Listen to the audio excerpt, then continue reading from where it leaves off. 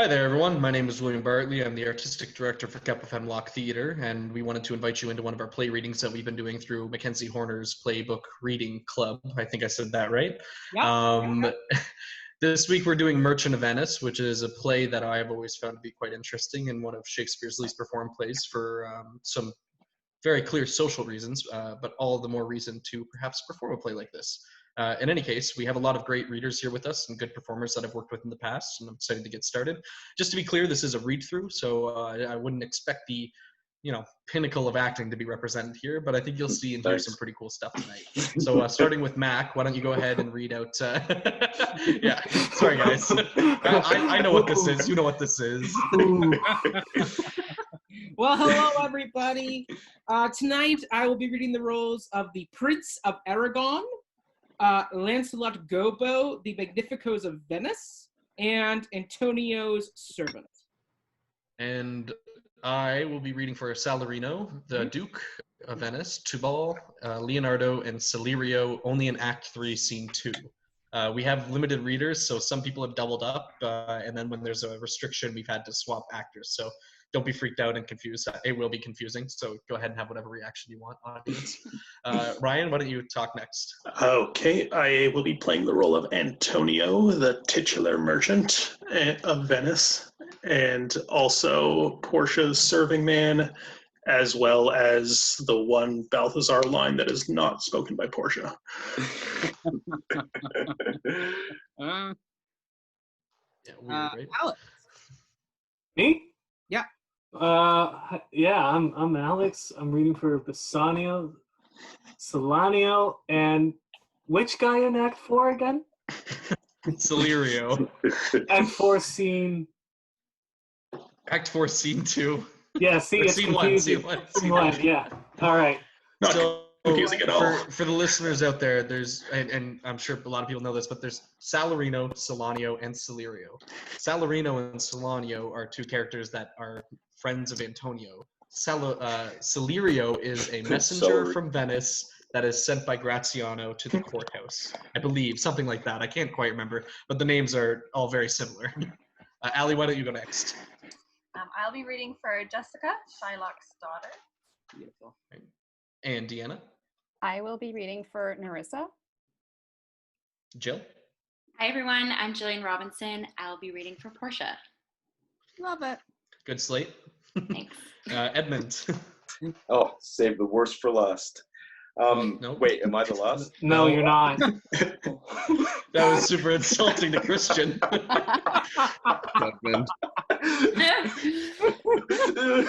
This guy just complimented you on your beard. We can edit this out in post, but we won't.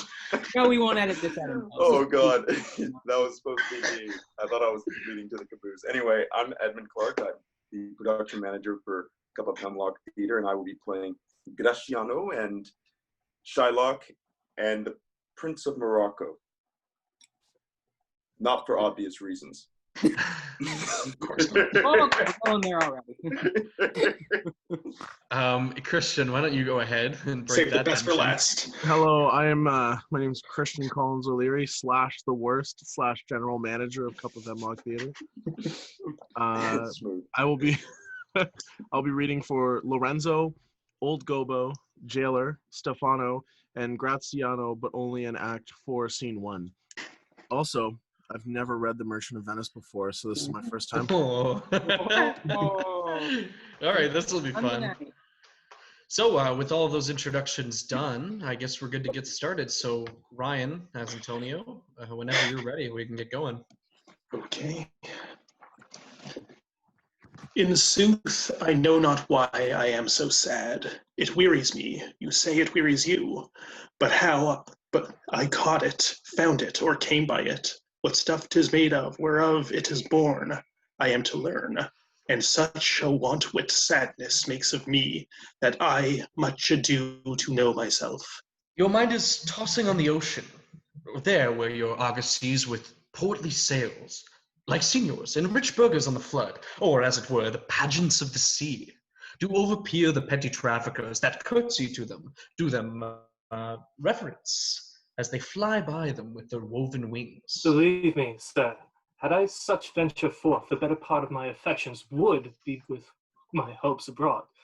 I should be still plucking the grass to know where sits the wind, peering in maps for ports and piers and roads, and every object that might make me fear misfortune to my ventures, out of doubt would make me sad.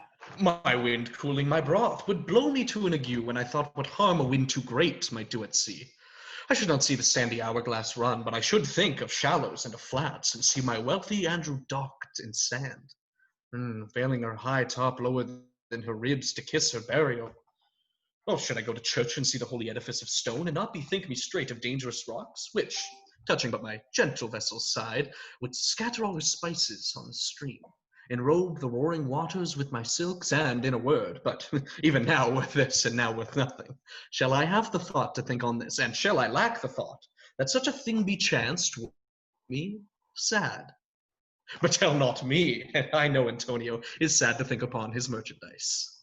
Believe me, no. I thank my fortune for it. My ventures are not in one bottom trusted, nor to one place, nor is my whole estate upon the fortune of this present year. Therefore my merchandise makes me not sad. Why, then you are in love. Fie, fie. Not in love neither. Then let us say you are sad because you are not married, and 'twere as easy for you to laugh and leap and say you are married because you are not sad.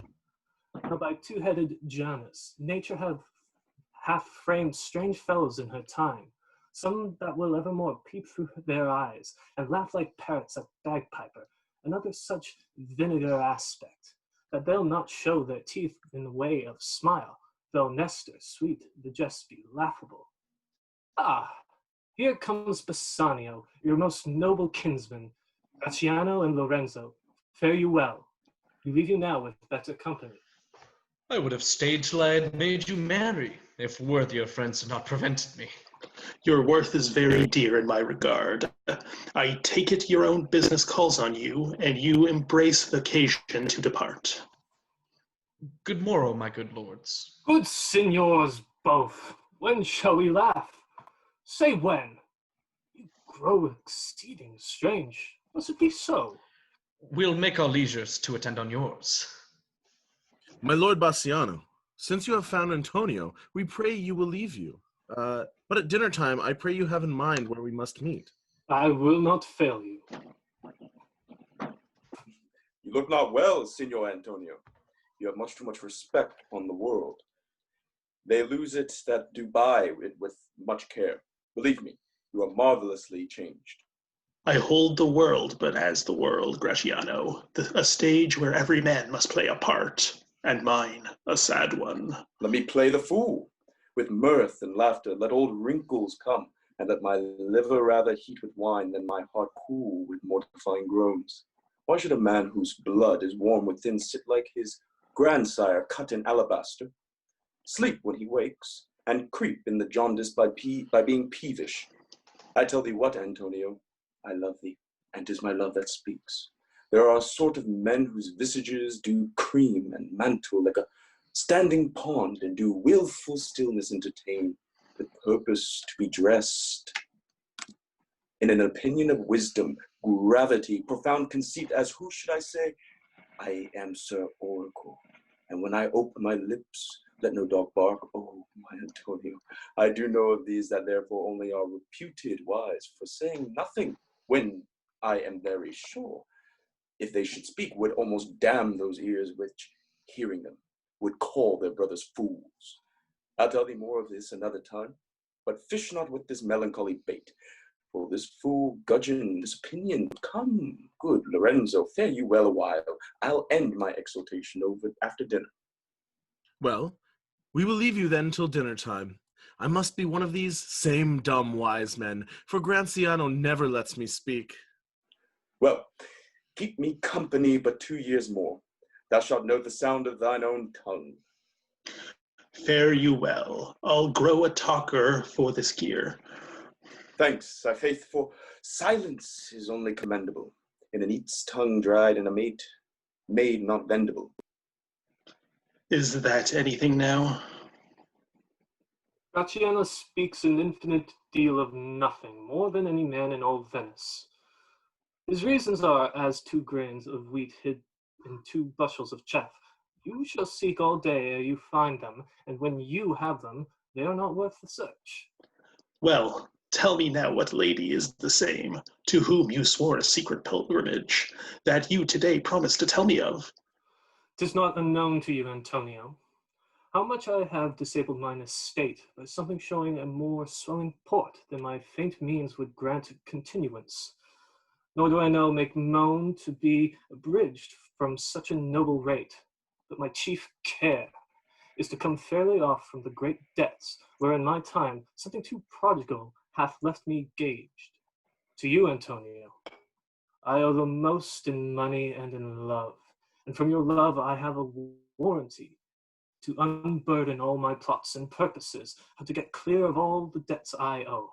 I pray you, good Bassanio, let me know it, and if it stand, as you yourself still do, within the eye of honor, be assured, my purse, my person, my extremest means lie all unlocked to your occasions. In my school days, when I had lost one shaft, I shot his fellow of the self-same flight, the self-same way with more advised watch, to find the other forth, and by adventuring both, I oft found both. I urge this childhood proof, because what follows is pure innocence. I owe you much, and like a wilful youth, that which I owe is lost. But if you please to shoot another arrow that self way, which you did shoot the first, I do not doubt, as I will watch the aim, or to find both, or bring your latter hazard back again, and thankfully rest debtor for the first. You know me well, and hereupon spend but time to wind about my love with circumstances, and out of debt you do me now more wrong, in making question of my utmost, that if you had made waste of all I have, then do but say to me what I should do, that in your knowledge may by me be done, and I am pressed unto it. Therefore, speak. In Belmont is a lady richly left, and she is fair, fairer than that word of wondrous virtues. Sometimes from her eyes I did receive fair speechless messages. Her name is Portia, nothing undervalued, to Cato's daughter, Brutus's Portia. Nor is the wide world ignorant of her worth, for the 4 winds blow in from every coast, renowned suitors, and her sunny locks hang on her temples like a golden fleece, which makes her seat of Belmont's cultures strong, and many Jasons come in quest of her. O my Antonio, had I but means to hold a rival place with one of them, I have a mind presages me such thrift that I should questionless be fortunate. Thou knowest that all my fortunes are at sea, neither have I money nor commodity to raise a present sum. Therefore, go forth, try what my credit can in Venice do, that shall be wrecked, even to the utmost, to furnish thee to Belmont to fair Portia. Go presently inquire, and so will I, where money is, and I no question make, to have it of my trust, or for my sake. By my troth, Nerissa, my little body is aweary of this great world. You would be, sweet madam, if your miseries were in the same abundance as your good fortunes are, and yet, for aught I see, they are as sick as that surfeit with too much as they that starve with nothing. It is no mean happiness, therefore, to be seated in the mean. Superfluity comes sooner by white hairs, but competency lives longer. Good sentences, and well pronounced. They would be better if well followed. If to do were as easy as to know what were good to do, chapels had been churches, and poor men's cottages princes' palaces. It is a good divine that follows his own instructions. I can easier teach 20 what were good to be done than to be one of the 20 to follow mine own teaching. The brain may devise law for the blood, but a hot temper leaps o'er a cold decree. Such a hare is madness the youth, to skip o'er the meshes of good counsel the cripple. This reasoning is not in the fashion to choose me a husband. Oh, me, the word choose. I may neither choose who I would, nor refuse who I dislike. So is the will of a living daughter curbed by the will of a dead father. Is it not hard, Nerissa, that I cannot choose one, nor refuse none? Your father was ever virtuous, and holy men at their death have good inspirations. Therefore, the lottery that he hath devised in these 3 chests of gold, silver, and lead, whereof who chooses his meaning chooses you, will no doubt never be chosen by any rightly but one who you shall rightly love. But what warmth is there in your affection towards any of these princely suitors that are already come? I pray thee overname them, and as thou namest them, I will describe them, and according to my description, level in my affection. First, there is the Napoleon Prince. Aye, that's a colt indeed, for he doth nothing but talk of his horse, and he makes it a great appropriation to his own good parts that he could shoe him himself. I'm much afeard, my lady, his mother played false with a smith. Then there is the County Palatine. Oh, he does nothing but frown, as who should say, and you will not have me choose. He hears merry tales and smiles not. I fear he will prove the weeping philosopher when he grows old, being so full of unmannerly sadness in his youth. I'd rather be married to a death's head with a bone in his mouth than to either of these. Oh, God defend me from these two. How say you by the French lord, Monsieur le Bon? God made him, and therefore let him pass for a man. In truth, I know it is a sin to be a mocker, but he hath a horse better than the Neapolitans, a better bad habit of frowning than the Count Palatine. He is every man in no man. If a throstle sing, he falls straight a capering. He will fence with his own shadow. If I should marry him, I should marry 20 husbands. If he would despise me, I would forgive him, for if he would love me to madness, I shall never requite him. What say you then to Falconbridge, the young Baron of England? You know, I say nothing to him, for he understands not me, nor I him. He hath neither Latin, French, nor Italian, and you will come into the court and swear that I have a poor pennyworth in the English. He is a proper man's picture, but alas, who can converse with a dumb show? How oddly he is suited. I think he bought his doublet in Italy, his round hose in France, his bonnet in Germany, and his behavior everywhere. What think you of the Scottish lord, his neighbor? That he hath a neighborly charity in him, for he borrowed a box of the ear of the Englishman, and swore he would pay him again when he was able. I think the Frenchman became his surety, and sealed under for another. How like you the young German, the Duke of Saxony's nephew? Very vilely in the morning when he is sober, and most vilely in the afternoon when he is drunk. When he is best, he is little worse than a man, and when he is worse, he is little better than a beast. And the worst fall that ever fell, I hope I shall make shift to go without him. If he should offer to choose, and choose the right casket, you should refuse to perform your father's will if you should refuse to accept him. Therefore, for fear of the worst, I pray thee set a deep glass of Rhenish wine on the contrary casket. For if the devil be within, and that temptation without, I know he will choose it. I will do anything, Nerissa, ere I will be married to a sponge. You need not fear, lady, the having of any of these lords. They have acquainted me with their determinations, which is indeed to return to their home, and to trouble you with no more suit, unless you may be won by some other that sort than your father's imposition, depending on the caskets. If I live to be as old as Sibylla, I will die as chaste as Diana, unless I be obtained by the manner of my father's will. I'm glad this parcel of wooers are so reasonable. There is not one among them but I dote on his very absence, and I pray God grant them a fair departure. Do you not remember, lady, in your father's time, a Venetian, a scholar and a soldier, that came hither in company of the Marquis of Montferrat? Yes. Yes, it was Bassanio, as I think so was he called. True, madam. He, of all the men that ever my foolish eyes looked upon, was the best deserving a fair lady. I remember him well, and I remember him worthy of thy praise. How now, what news? The 4 strangers seek for you, madam, to take their leave.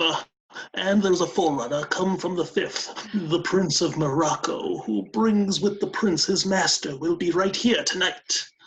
If I could bid the 5th welcome with so good heart as I could bid the other 4 farewell, I should be glad of his approach.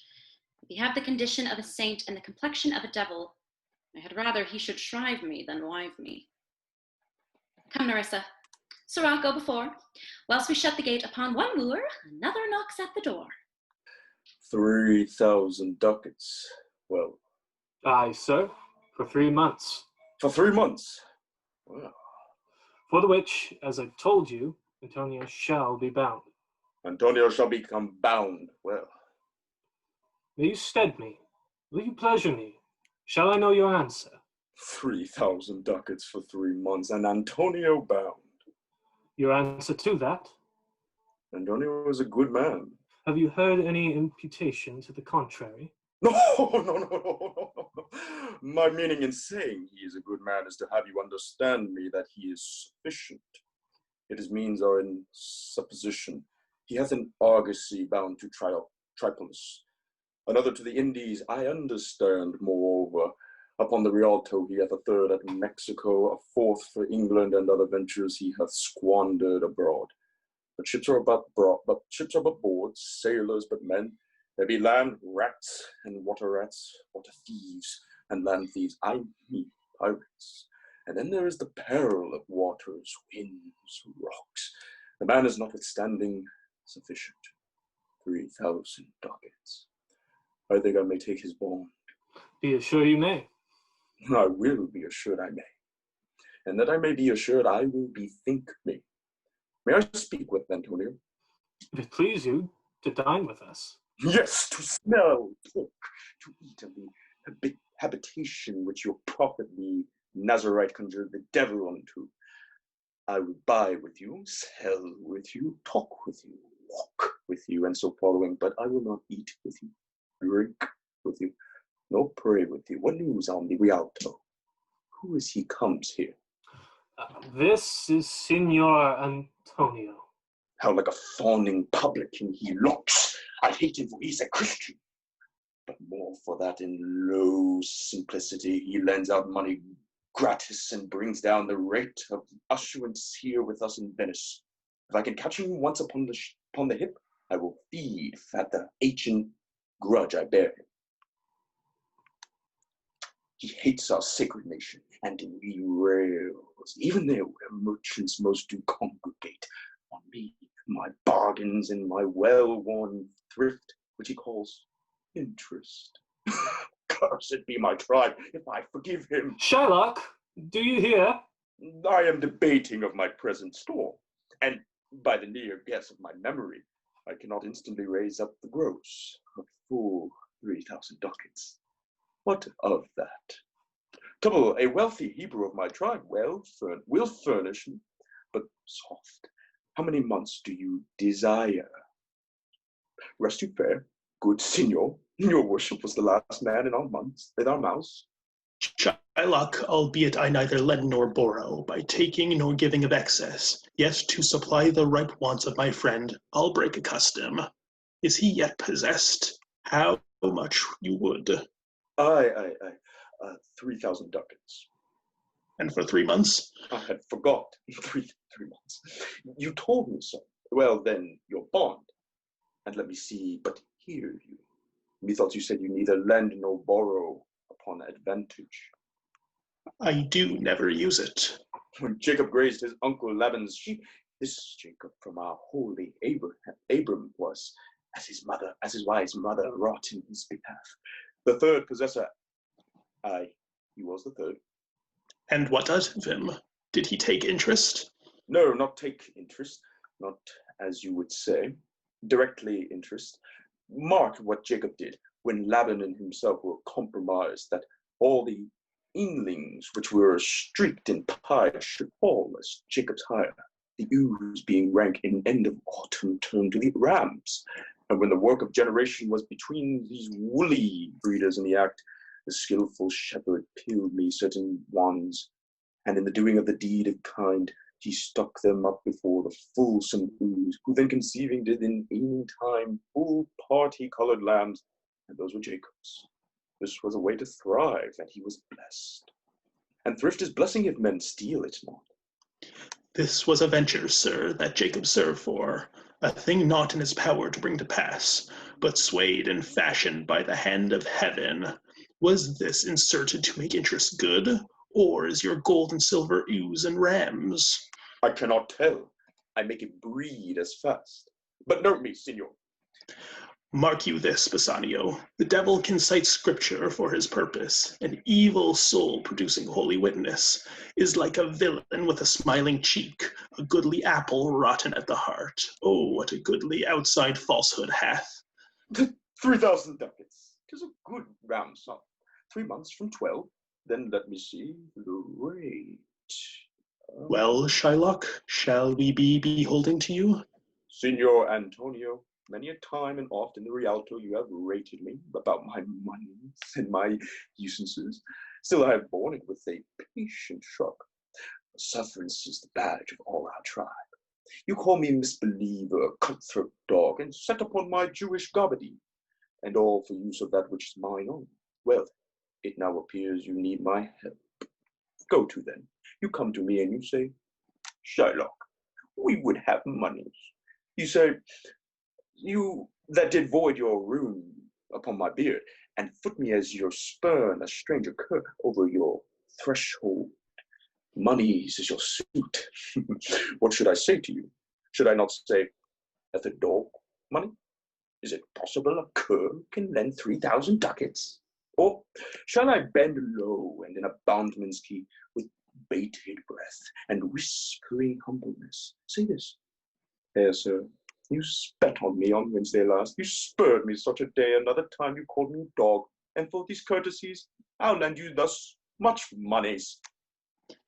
I am as like to call thee so again, to spet on thee again, to spurn thee too. If thou wilt lend this money, lend it not as to thy friend, for when did friendship take a breed of barren metal from his friend?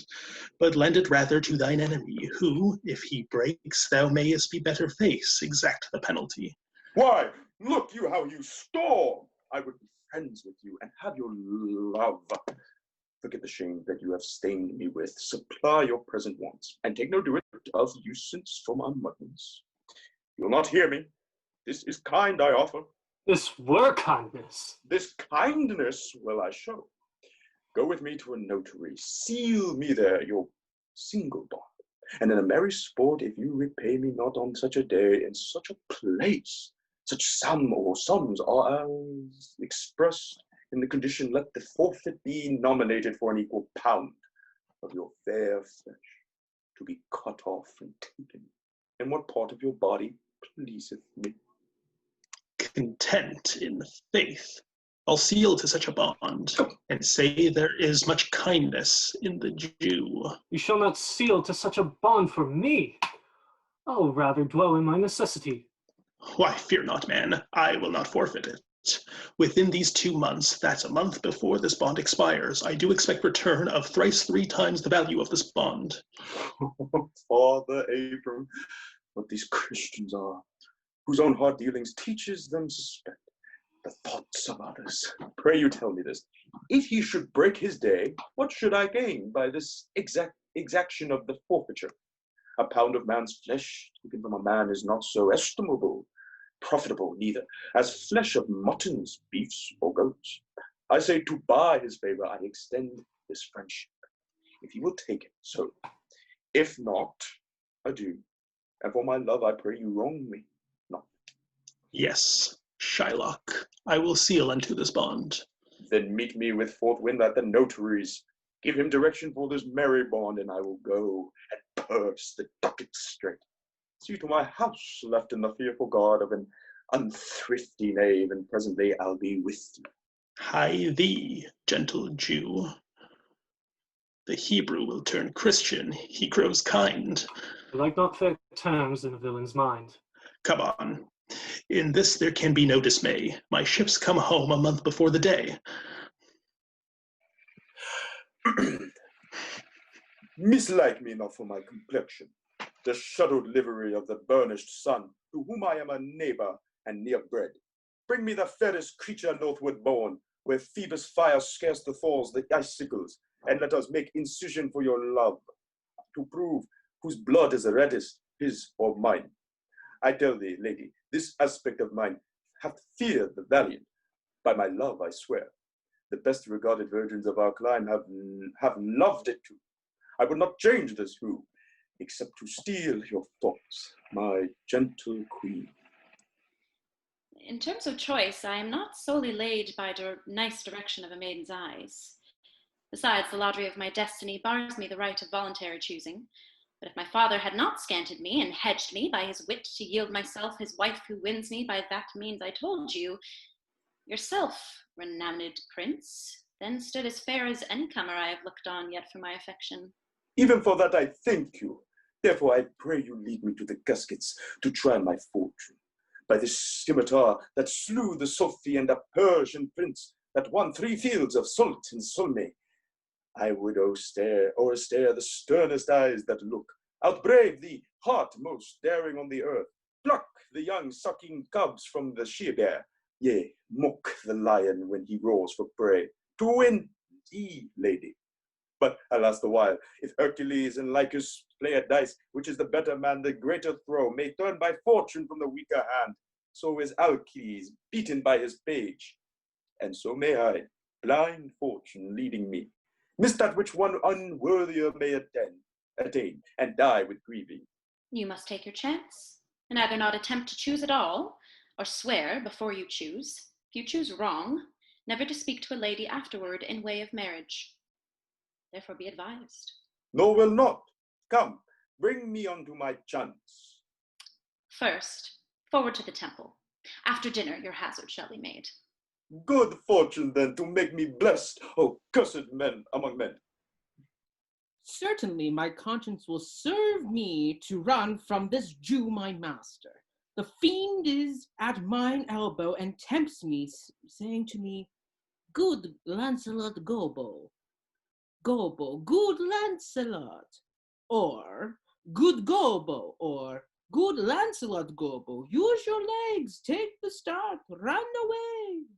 My conscience says, no, take heed, honest Lancelot, take heed, honest Lancelot, or as aforementioned, honest Lancelot Gobbo, do not run, scorn running from thy heels. Well, the most courageous fiend bids me back. Fie, says the fiend. Away, says the fiend. For the heavens roused up of brave mind, says the fiend, and run. Well, my conscience hanging about the neck of my heart says very wisely to me, my honest friend Lancelot, being honest man's son, or rather, an honest woman's son, for indeed my father did something smack, something grow too. He had the kind of taste. Well, my conscience says, Lancelot, budge not. Budge, says the fiend. Budge not, says my conscience. Conscience, say I, you counsel well. Fiend, say I, you counsel well. To be ruled by my conscience, I should stay with the Jew, my master, who, God bless the mark, is a kind of devil. And to run away from the Jew, I should be ruled by the fiend, who, saving a reverence, is the devil himself. Certainly the Jew is the very devil incarnate, and in my conscience is but a kind of a hard conscience to offer to counsel me to say with the Jew. The fiend gives the more friendly counsel. I will run, fiend. My heels are at your commandment. I will run. Master young man, you, I pray you, which is the way to Master Jews? Oh heavens, this is my true begotten father, who being more than sandal blind, high gravel blind, knows me not. I will try confusions with him. Master young gentleman, I pray you, which is the way to Master Jews? Turn up on your right hand at the next turning, but at the next turning of all on your left. Marry, at the very next turning, turn of no hand, but turning down indirectly to the Jew's house. Begod Sauntes, 'twill be a hard way to hit. Can you tell me whether one Lancelot that dwell with him or no? Talk you of young Master Lancelot? Mark me now. Now will I raise the waters. Talk you of young Master Lancelot? No, master, sir, but a poor man's son. His father, though I say it, is an honest, exceeding poor man, and, God be thanked, well to live. Well, let his father be what he will. We talk of young Master Lancelot. Your worship's friend, and Lancelot, sir. But I pray you, ere go, old man, ere go. I beseech you, talk you of young Master Lancelot. Of Lancelot, ain't please your mastership. Ere go, Master Lancelot, talk not of Master Lancelot. Father, for the young gentleman, according to fates and destinies, and such odd sayings, the sisters three, and such branches of learning, is indeed deceased, or as you would say in plain terms, gone to heaven. Mary, God forbid! The boy was the very staff of my age, my very prop. Do I look like a cudgel or a hobble post, a staff or a prop? Do you know me, father? Alack the day! I know you not, young gentleman. But I pray you tell me, is my boy, God rest his soul, alive or dead? Do you not know me, father? Alack, sir, I am sand-blind. I know you not. Nay, indeed, if you had your eyes, you might fail of knowing me, of the knowing of me. It is a wise father that knows his own child. Well, old man, I will tell you news of your son. Give me your blessing. Truth will come to light. Murder cannot be hid long. A man's son may, but in the end, truth will out. Pray you, sir, stand up. I am sure you are not Lancelot, my boy. Pray you, let's have no more fooling about it, but give me your blessing. I am Lancelot, your boy that was, your son that is, your child that shall be. I cannot think you are my son. I know not what I shall think of that, but I am Lancelot, the Jew's man, and I am sure Marjorie, your wife, is my mother. Her name is Marjorie, indeed. I'll be sworn if thou be Lancelot, thou art mine own flesh and blood. Lord worshipped might he be, what a beard hast thou got! Thou hast got more hair on thy chin than Dobbin my fill horse has on his tail. It should seem, then, that the Dobbin's tail grows backward. I am sure he had more hair of his tail than I have of my face when I last saw him. Lord, how art thou changed? Hast thou and thy master agree? I have brought him a present. How agree you now? Well, well. But for my own part, as I have set up my rest to run away, so I will not rest till I have run some ground. My master's a very Jew. He gave me a present. Give him a halter. I am famished in his service. You may tell every finger I have with my ribs. Father, I am glad you are come. Give me your present to one Master Bassanio, who indeed gives rare new liveries. If I serve him not, I will run as far as God has any ground. Or, oh, rare fortune, here comes the man.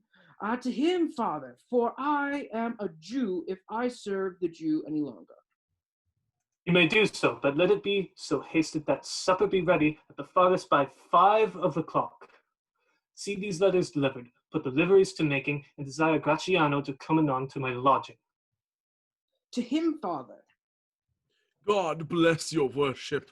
Gramercy, what's thou want with me? Here's my son, sir, a poor boy. Not a poor boy, sir, but the rich Jew's man that would, sir, as my father shall specify. He hath a great infection, sir, as one would say, to serve. Indeed, the short and the long is, I serve the Jew, and have a desire, as my father shall specify. His master and he, saving your worship's reverence, are scarce cater cousins. To be brief, the very truth is that the Jew, having done me wrong, doth cause me, as my father being, I hope, an old man, shall fructify unto you. I have here a dish of doves that I would bestow upon your worship, and my suit is... In brief, the suit is impertinent to myself, as your worship shall know by this honest old man, and though I say it, the old man yet the poor man my father. One speak for both. What would you? Serve you, sir. That is the very defect of the matter, sir. I know thee well. Thou hast attained thy suit. Shylock, thy master, spoke with me this day, and hath preferred thee, if it be preferment, to leave a rich Jew's service to become the follower of so poor a gentleman. The old proverb is very well parted between my master Shylock and you, sir. You have the grace of God, sir, and he hath enough. Thou speakest it well.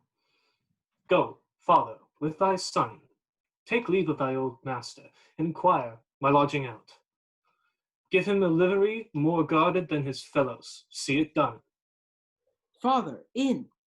I cannot get a service, no. I have ere a tongue in my head. Well, if any man in Italy have a fair table which doth offer to swear upon a book, I shall have good fortune go to. Here's a simple line of life. Here's a small trifle of wives, alas. 15 wives is nothing. 11 widows and 9 maids is something coming in for one man. Then to escape drowning thrice, and in peril of my life with the edge of a feather bed. Here a simple scapes, well, if fortune be a woman, she is a good wench for this gear. Father, come. I will take my leave of the Jew in the twinkling. I pray thee, good Leonardo, think on this. These things being bought and orderly bestowed, return in haste, for I do feast tonight, my best esteemed acquaintance. How thee go? My best endeavors shall be done herein. Where's your master? Yonder, sir, he walks. Signor Bassanio, Graziano, I have suit to you. you have obtained it? You must not deny me. I must go with you to Belmont. Why then you must. But hear thee, Graziano. Thou art too wild, too rude, and bold of voice. Parts have become thee happily enough, and in such eyes as ours appear not false. But where thou art not known, why there they show. Something too liberal. Pray thee, take pain to ally with some cold drops of modesty, thy skipping spirit, lest through thy wild behavior I be misconstructed in the place I go to and lose my hopes. Signor Bassanio, hear me. If I do not put on a sober habit, talk with respect, and swear but now and then, wear prayer books in my pocket, look demurely. Nay more, while grace is saying, hood mine eyes thus with my hat, and sigh, and say, Amen. Use all the observance of civility like one well studied in a sad ostent to please his grandam. Never trust me more. Well, you shall see your bearing. Nay, but I bar tonight. You shall not gauge me, but what we do tonight. No, that were pity. I would entreat you rather to put on your boldest suit of mirth, for we have friends that purpose merriment. But fare you well, I have some business. And I must to Lorenzo and the rest, but we will visit you at supper time. I'm sorry thou shalt leave my father so. Our house is hell, and thou a merry devil, just rob it of some taste of tediousness. But fare thee well. There is a ducat for thee. And Lancelot, soon at supper thou shalt see Lorenzo, who is my new master's guest. Give him this letter, do it secretly, and so farewell. I would not have my father see me and talk with me. Adieu. Tears exhibit my tongue, most beautiful pagan, most sweet Jew. If a Christian do not play the knave and get thee, I am much deceived. But adieu, these foolish drops do something around my manly spirit. Adieu. Farewell, good Lancelot. Alack, what a heinous sin it is in me to be ashamed to be my father's child. But though I am a daughter to his blood, I am not to his manners. O Lorenzo, if thou shalt keep the promise, I shall end this strife, become a Christian and thy loving wife. Nay, we will slink away in supper time, disguise us at my lodging, and return all in an hour. We have not made good preparation. We have not spoke us yet of torchbearers. 'Tis vile, unless it may be quaintly ordered, and better than my mind not undertook. 'Tis now but 4 o'clock. We have 2 hours to furnish us. Friend Lancelot, what's the news? And it shall please you to break up this, it shall seem signify. I know the hand, in faith, 'tis a fair hand, and whiter than the paper it writ on. Is Love the news. fair hand that writ. Love news in faith. By your leave, sir. Whither goest thou? Marry, sir, to bid my old master the Jew to sup tonight with my new master the Christian. Here, hold here, take this. Tell gentle Jessica I will not fail her. Speak it privately. Go, gentlemen, will you prepare you for this mask tonight? I am provided of a torchbearer. Aye, marry. I'll be gone about it straight. And so will I. Meet me and Gratiano at Gratiano's lodging some hour hence. 'Tis good we do so. Was not that letter from fair Jessica? I must needs tell thee all. She hath directed how I shall take her from her father's house, what gold and jewels she is furnished with, what pages' suit she hath in readiness. If e'er the Jew her father come to heaven, it will be for his gentle daughter's sake, and never dare misfortune cross her foot, unless she do it under this excuse, that she is issue to a faithless Jew. Come, go with me, peruse this as thou goest. Fair Jessica shall be my torchbearer. Well, thou shalt see. Thy eye shall be thy judge. The difference of old Shylock and Bassanio. What, Jessica? Thou shalt not gormandize as thou hast done with me. What, Jessica? And sleep and snore and rend apparel out. Why, Jessica? Why, Say, Jessica? who bids thee call? I do not bid thee call. Your worship said, I was wont to tell me I could do nothing without bidding. Call you? What's your will? I am bid forth to supper, Jessica. Here are my keys. But wherefore should I go? I am not bid for love, they flatter me. And yet I'll go in hate, to feed upon the prodigal Christian. Jessica, my girl, look to my house. I am right loath to go. There was some ill brewing towards my rest, for I did dream of money bags tonight. I beseech you, sir, go. My young master doth expect your reproach. So do I his. And they have conspired together. I will not say you shall see a mask, but if you do, then it was not for nothing that my nose fell a-bleeding on Black Monday last at 6 o'clock in the morning. Falling out that year on Ash Wednesday was 4 year in the afternoon. What? Are there masks? Here you me, Jessica, lock up my doors, and when you hear the drum and the vile squealing of a wry-necked fife, clamor not you up to the casements there, nor thrust your head into the public street to gaze on Christian fools with varnished faces. But stop my house's ears, I mean my casements. Let not the sound of shallow foppery enter my sober house. By Jacob's staff, I swear I have no mind of feasting for tonight. But I will go. Go you before me, Sirrah. Say I will come. I will go before, sir. Mistress, look out at window for all this. There will come a Christian by, will be worth a Jewess eye. It says that fool of Hagar's offspring. Ha! His words were farewell, mistress, nothing else. The patch is kind enough, but a huge feeder, snails slow in profit, and he sleeps by a day more than the wildcat. Drones hide not with me, therefore I part with him, and part with him to one that I would have him help to waste his borrowed purse. Well, Jessica, go in. Perhaps I will return immediately. Do as I bid you. Shut doors after you. Fast bind. Fast bind. A proverb never sail in thrifty mind. Farewell, and if my fortune be not crossed, I have a father, you, a daughter lost. This is the penthouse under which Lorenzo desired us to make stand. His hour is almost past. And it is marvel he outdwells his hour, for lovers ever run before the clock. Oh, 10 times faster Venus pigeons fly, to steal love's bond new made than they are wont, to keep obliged faith unforfeited. That ever holds.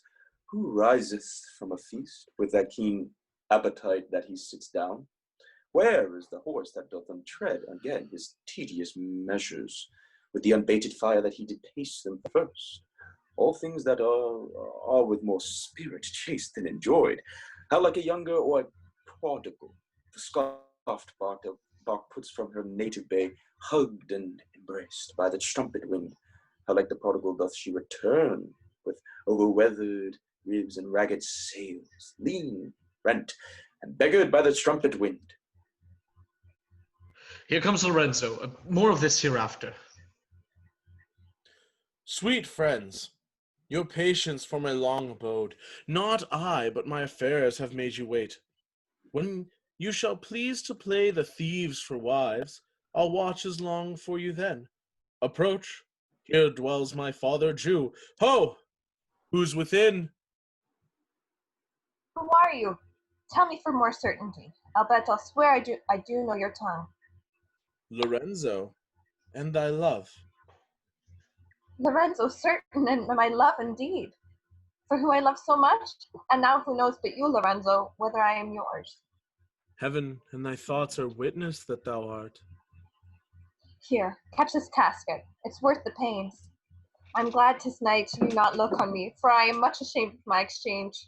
But love is blind, and lovers cannot see the petty follies that themselves commit. For if they could, Cupid himself would blush to see thus transformed to a boy. Descend, for you must be my torchbearer. What, must I hold a candle to my shames? They in themselves, good sooth, are too light. Why, 'tis an office of discovery, love, and I should be obscured. So are you, sweet, even in the lovely garnish of a boy. But come at once, for the closed night doth play the runaway, and we are stayed for at Bassiano's feast. I will make fast the doors and gild myself with some more ducats, and be with you straight. Now, by my hood, a gentle and no Jew. Beshrew me, but I love her heartily, for she is wise, if I can judge of her, and fair she is, if that mine eyes be true, and true she is, as she hath proved herself, and therefore, like herself, wise, fair, and true, shall she be placed in my constant soul. What? Art thou come? On, gentlemen, away! Our masking mates by this time for us to stay. Who's there? Signor Antonio. Fie, Graciano, where are all the rest? 'Tis 9 o'clock, our friends all stay for you. No mask tonight, the wind has come about. Bassiano presently will go abroad. I have sent 20 out to seek for you. I am glad on it. I desire no more delight than to be under sail and gone tonight. So draw aside the curtains and discover the several caskets to this noble prince. Now, make your choice. This first of gold, whose this inscription bears, who chooseth me shall gain what many men desire. The second, silver, which this promise carries, who chooseth me shall get me as much as he deserves. This third, dull lead, with warning all as blunt, who chooseth me must give and hazard all he hath. How shall I know if I do choose the right? The one of them contains my picture, Prince. If you choose that, then I am yours withal. Some God direct my judgment. Let me see. I will survey the inscriptions back again. What says this leaden casket? Who chooseth me must give and hazard all he hath, or must give. For what? For lead? Hazard for lead? This casket threatens. Men that hazard all do it in hope of fair advantages. A golden mind stoops not to shows of dross. Then I'll give no hazard alter for lead. Who says the silver with her virgin hue? Who chooseth me shall get as much as he deserves. As much as he deserves. Pause there, Morocco, and weigh thy value with an even hand. If thou beast rated by thy estimation, thou dost deserve enough, and yet enough may not extend so far as to the lady. And yet be afeard of my desert, but a weak disabling of myself, as much as I deserve. Why, that's the lady! I do in birth deserve her, and in fortunes, in graces, and in qualities of breeding, but more than these, in love I do deserve. What if I strayed no farther? The troves here. Let's see once more the saying graved in gold. Who chooseth me shall gain many with what many men desire. Why, it's the lady. All the world desires her. From the four corners of the earth they come to kiss the shrine, his mortal breathing saint.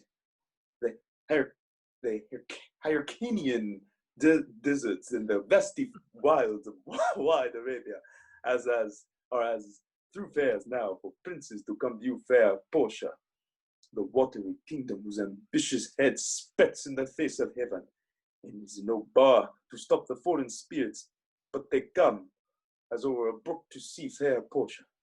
One of these three contains her heavenly picture. It's like that lead contains her. 'Twere damnation to think so base a thought. It were too gross to rip her cerecloth in the obscure grave. Or shall I think in silver she's immured, being 10 times undervalued to tried gold? Oh, sinful thought! Never so rich a gem was set in worse than gold. They have in England a coin that bears the figure of an angel, stamped in gold, but that's inscribed upon. But here an angel in a golden bed lies all with it. Deliver me the key. Here do I choose and thrive as I may. There, take it, Prince. And if my form lie there, then I am yours. No, hell! What have we here? A carrion death within whose empty eye there is a written scroll. I'll read the writing. All that glisters is not gold. Often have you heard that told. Many a man his life hath sold, that my outside to behold. Gilded tombs do worms enfold. Had you been as wise as old, young in limbs, in judgment old, your answer had not been inscrolled. Fare you well, your suit is cold. Cold, indeed, and labor lost. Then, farewell, heat, and welcome, frost. Portia, adieu. I have to grieve the heart to take a tedious leave. Thus, losers part. A gentle riddance. Draw the curtains, go. Let all of his complexion choose me so. Why, man, I saw Bassanio under sail. With him is Gratiano gone along, and in their ship I am sure Lorenzo was not. The villain Jew with outcries raised the Duke, who went with him to search Bassanio's ship. He came too late, the ship was under sail, but there the Duke was given to understand that in a gondola were seen together Lorenzo and amorous Jessica. Besides, Antonio certified the Duke they were not with Bassanio in his ship. I never heard a passion so confused, so strange, outrageous, and so variable as the dog Jew did utter in the streets. My daughter, oh my ducats, oh my daughter, fled with a Christian, oh my Christian ducats, justice, the law, my ducats and my daughter, a sealed bag, 2 sealed bags of ducats, of double-gut ducats, stolen from me by my daughter, in jewels, 2 stones, 2 rich and precious stones. Stolen by my daughter, justice, find the girl. She hath the stones upon her, and the ducats. All the boys in Venice follow him, crying, his stones, his daughters, his ducats. Let good Antonio look, he keep his day, or he shall pay for this. Marry, well remembered. I reasoned with a Frenchman yesterday who told me in the narrow seas that part the French and English there miscarried a vessel of our country richly fraught. I thought upon Antonio when he told me, and wished in silence that it were not his. You were best to tell Antonio what you hear. But do not suddenly, for it may grieve him. A kinder gentleman treads not the earth. I saw Bassanio and Antonio part. Bassanio told him he would make some speed on his return. He answered, do not so. Not business for my sake, Bassanio, but stay the very riping of the time, and for the Jew's bond which he hath of me, let it not enter in your mind of love. Be merry, and employ your chiefest thoughts to courtship, and such fair ostents of love, as shall conveniently become you there. And even there, his eye being big with tears, turning his face, he put his hand behind him, and with affection wondrous sensible, he wrung Bassanio's hand. And so they parted. I think he only loves the world of him. I pray thee, let us go and find him out, and quicken his embraced heaviness with some delight or other. Do we so? Quick, quick, I pray thee, draw the curtain straight. The Prince of Aragon hath ta'en his oath, and comes to his election presently. Behold, there stand the caskets, noble prince. If you choose that wherein I am contained, straight shall our nuptial rites be solemnized. But if you fail, without more speech, my lord, you must be gone from hence immediately. I am enjoined by my oath to serve 3 things. First, never to unfold to anyone which casket 'twas I choose. Next, if I fail of the right casket, never in my life to woo maid in a way of marriage. Lastly, if I do fail in fortune of my choice, immediately to leave you and be gone. To these injunctions everyone doth swear that comes to hazard for my worthless self. And so I have addressed me. Fortune now to my heart's hope. Gold, silver, and base lead. Who chooseth me must give and hazard all he hath. You shall look fairer ere I give or hazard. What says the gold chest? Ha! Let me see. Who chooseth me shall gain what many men may desire. What many men desire? That many may be meant by the fool multitude that choose by show, not learning more than the fond eye doth teach, which priests not to the interior, but the mallet builds in the weather on the onward wall, even in the force and the road casualty. I will not choose what many men desire, because I will not jump with common spirits and rank me with the barbarous multitudes. Why then to thee, thou silver treasure house, tell me once more what title doth bear? Who chooseth me shall get as much as he deserves, and well says so too. For who shall go about to cause fortune and be honorable, without the stamp of merit? Let none presume to wear an undeserved dignity. Oh, what states, degrees, and offices were not derived corruptly, and that clear honor were purchased by the merit of the wearer. How many then should cover that stand bare? How many be commanded that command?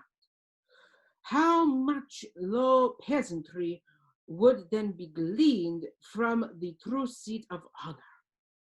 And how much honor picked from the chief and ruin of the times to be new vanished? Well, but my choice, who chooseth me shall get as much as he deserves. I will assume desert. Give me a key for this. and instantly unlock my fortune's ear. Too long a pause for that which you find there.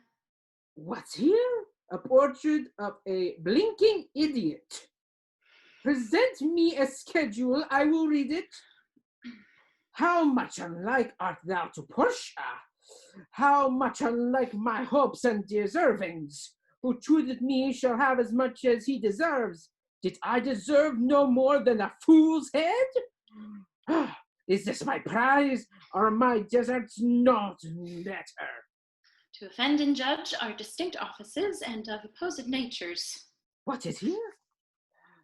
The fire 7 times tried this, 7 times tried that judgment it is, that did ne'er deserve amiss. Some there be that shadows kiss, shall have not but a shadow's bliss. There be fools alive with silver ore, and so was this. Take what wife you have will be you will to bed. I will never be your head, so begone you are sped. Still more fool I shall appear by the time I linger here. With one's fool's head I come to woe, but I go away with two sweet adieu. I keep my oath, patiently to bear my wrath. Thus hath the candle singed them off. Oh, these deliberate fools! When they do choose, they have the wisdom by their wit to lose. The ancient saying is no hearsay. Hanging and wiving goes by destiny. Come, draw the curtain, Nerissa. Where is my lady? Here, what would my lord? Madam, there is a lighted at your gate, a young Venetian, one who comes before to signify the approaching of his lord, from whom he bringeth sensible regreets, 2 wits, besides commends the courteous breath, gifts of rich value yet I have seen not, so likely an ambassador of love. A day in April never came so sweet, to show how costly summer was at hand, as his forespurter comes before his lord. No more, I pray thee. I'm half afeard that wilt say anon he is some kin to thee, thou spent such high day wit in praising him. Come, come, Nerissa, for I long to see quick Cupid's post that comes so merrily. Bassiano, Lord Love, if thy will it be. Now, what news on the Relato? Why, yet it lives there unchecked that Antonio hath a ship of rich lading whacked against the narrow seas, the good winds. I think they call the place a very dangerous flat, and fatal, where the carcasses of many a tall ship lie buried, as they say, if my gossip report to be an honest woman of her word. Oh, she were a lying gossip, in that as if ever napped ginger, or made her neighbors believe she wept for the death of her 3rd husband. But it is true, without any slips of prolixity or crossing the plain highway of talk, that the good Antonio, the honest Antonio, oh, that I had a title good enough to keep his name company. Come, with a full stop. What sayest thou? Why, the end is he hath lost a ship. I would it might prove the end of his losses.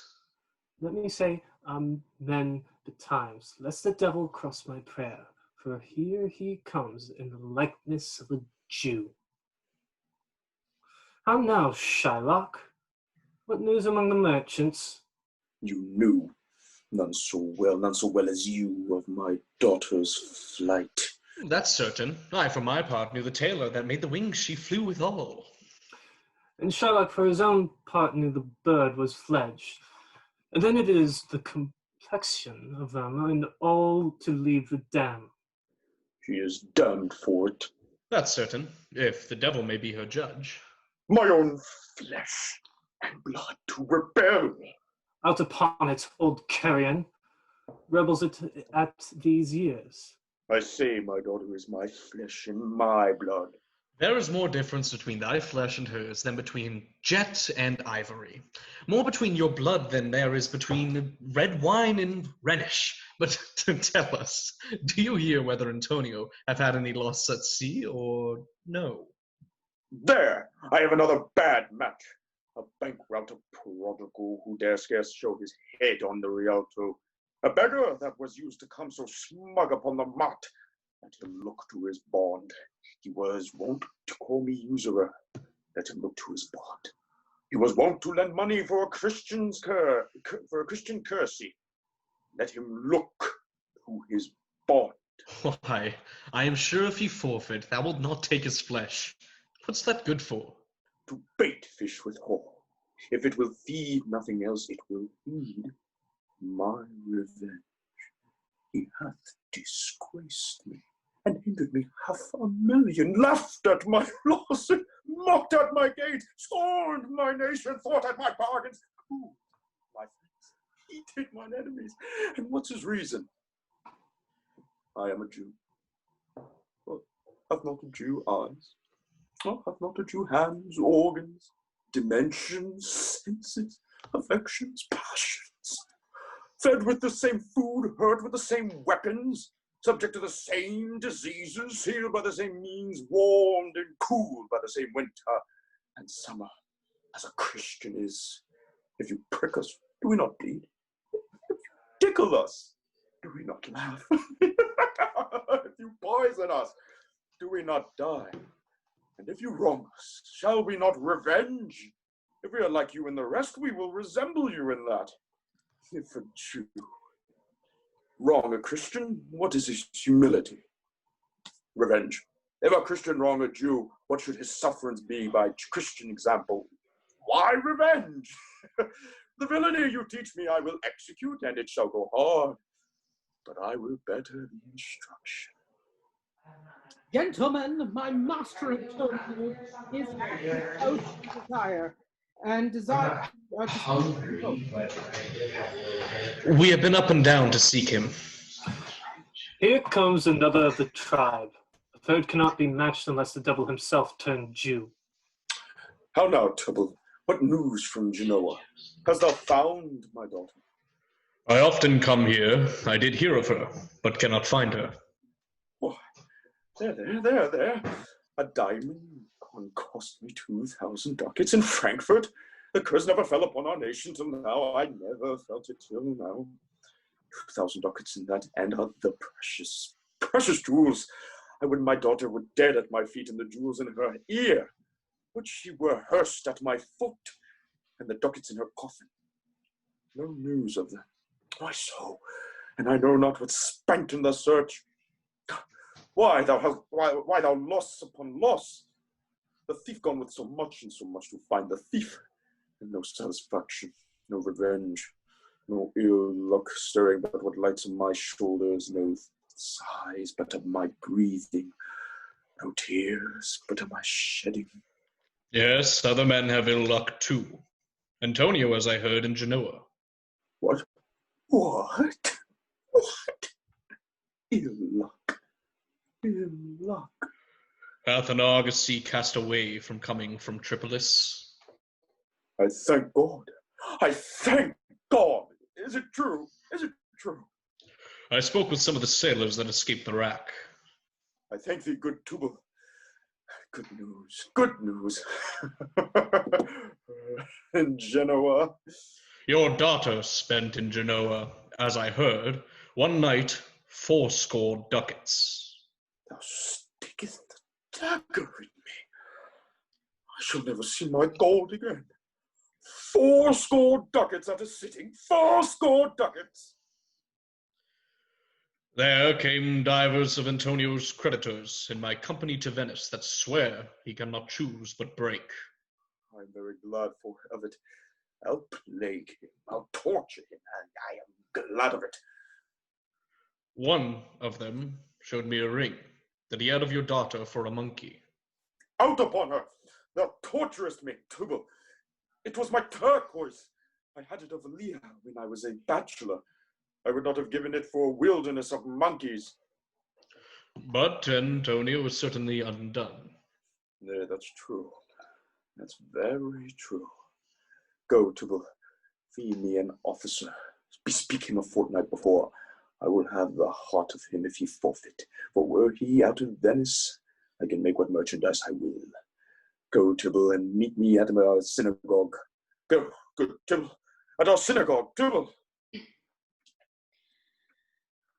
I pray you tarry, pause a day or two before you hazard, for in choosing wrong I lose your company, therefore forbear a while. There's something tells me, but it is not love, I would not lose you, and you know yourself hate counsels not in such a quality. But lest you should not understand me well, and yet a maiden hath no tongue but thought, I would detain you here some month or two before you venture for me. I would teach you how to choose right. Then I am forsworn, so will I never be. So may you miss me.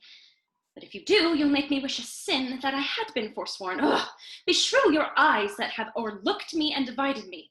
One half of me is yours, the other half yours, mine own, I would say. But if mine, then yours, and so all yours. Oh, these naughty times put bars between the owners and their rights. And so though yours, not yours. Prove it so. Let fortune go to hell for it, not I. I speak too long, but 'tis to peace the time, to etch it, and to draw it out in length, to stay you from election. Let me choose, for as I am, I live upon the rack. Upon the rack, Bassanio? Then confess what treason there is mingled with your love. None but that ugly treason of mistrust, which makes me fear the enjoying of my love. There may as well be amity in life, between snow and fire, as treason and my love. Aye, but I fear you speak upon the rack, where men enforced do speak anything. Promise me life, and I'll confess the truth. Well then, confess and live. Confess and love had been the very sum of my confession. O happy torment, when my torture doth teach me answers for deliverance. But let me to my fortune and the caskets. Away then. I am locked in one of them. If you do love me, you will find me out. Nerissa and the rest stand all aloof. Let music sound while he doth make his choice. Then if he lose, he makes a swan-like end, fading in music. That the comparison may stand more proper, my eye shall be the stream and watery deathbed for him. He may win, and what is the music then? Then music is even as the flourish when true subjects bow to a new crowned monarch. Such it is as are those dulcet sounds in break of day that creep into the dreaming bridegroom's ear and summon him to marriage. Now he goes, no less presence, but with much more love than young Alcides when he did redeem the virgin tribute paid by howling Troy to the sea monster. I stand for sacrifice. The rest aloof are the Dardanian wives, with blared visages, come forth to view the issue of the exploit. Go, Hercules! Live thou, I live. Much, much more dismay I view the fight than thou that makes the fray. Tell me where is fancy bred, or in the heart, or in the head? How begot, how nourished? Reply. It is engendered in the eye. With gazing fed, the fancy dies, in the cradle where it lies. Let us all ring fancy kneel, I'll begin it. Ding dong bell, ding dong bell. So may the outward shows be at least themselves. The world is still deceived with ornament. In law, what plea so tainted and corrupt, but, being seasoned with a gracious voice, obscure the show of evil? In religion, what damned error, but some sober brow well bless it and approve it with the text, hiding the grossness with fair ornament? There is no vice so simple, but assumes some mark of virtue on his outward parts. How many cowards whose hearts are all as false as stairs of sand, wear yet upon their chains the beards of Hercules and frowning Mars, who inward such have livers white as milk, and these assume but valor's excrement to render them doubted. Look on beauty, and you shall see 'tis purchased by the weight, which therein works a miracle in nature, making them lightest that wear most of it. Sorrow those crisped snaky golden locks, which maketh such wanton gambols with the wind, upon supposed fairness, often known to be the dowry of a second head, skull that bred them in the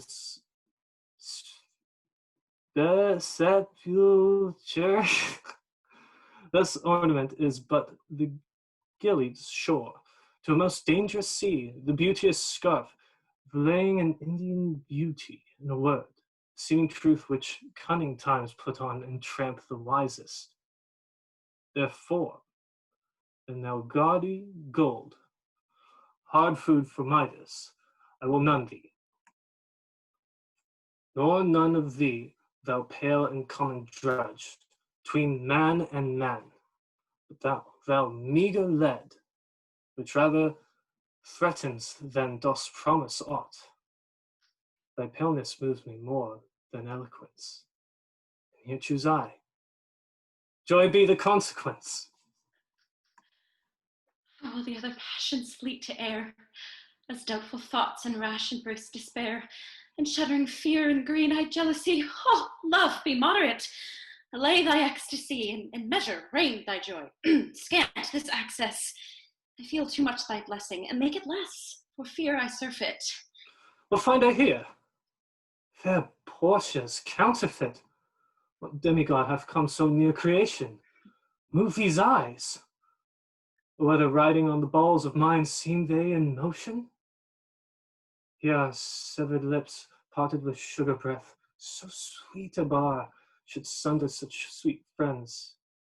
Here in her hairs the painter plays the spider, hath woven as golden meshed entraps the hearts of men, faster than knots and cobwebs. But her eyes, how could he see to do them? Having made one, methinks it should have power to seal both his and leave itself unfurnished. Look how far the substance of my praise doth wrong this shadow in underprizing it. So far this shadow doth limp behind the substance. Here's the scroll. Continent and summary of my fortune. You that choose, not by the view, chances fair and chooses true. Since this fortune falls to you, be content and seek no new. If you be well pleased with this and hold your fortune for your bliss, turn you where your lady is and claim her with a loving kiss, a gentle scroll. Fair lady, by your leave, I come by note to give and to receive. Like one of two contending in a prize, that thinks he hath done well in people's eyes, hearing applause and universal shout, giddy in spirits, still gazing in a doubt whether those peals of praise be his or no. So thrice fair lady, stand I even so, as doubtful whether what I see be true, until confirmed, signed, ratified by you. You see me, Lord Bassanio, where I stand such as I am. But for myself alone, I would not be ambitious in my wish to wish myself much better. Yet for you, I would be troubled 20 times myself, 1,000 times more fair, 10,000 times more rich, that only to stand high in your account I might in virtues, beauties, livings, friends exceed account.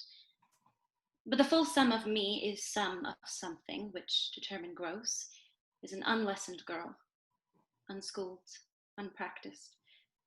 But happy in this, she is not yet so old, but she may learn. And happier than this, she is not bred so dull, but she can learn.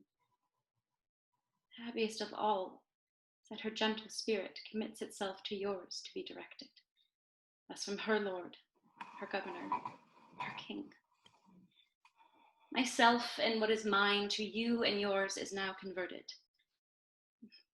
But now I was the lord of this fair mansion, master of my servants, queen or myself, and even now, but now, this house, these servants, and the same myself or yours, my lords.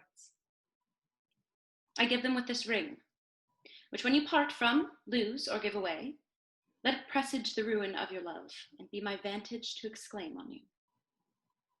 Madam, you have bereft me of all words.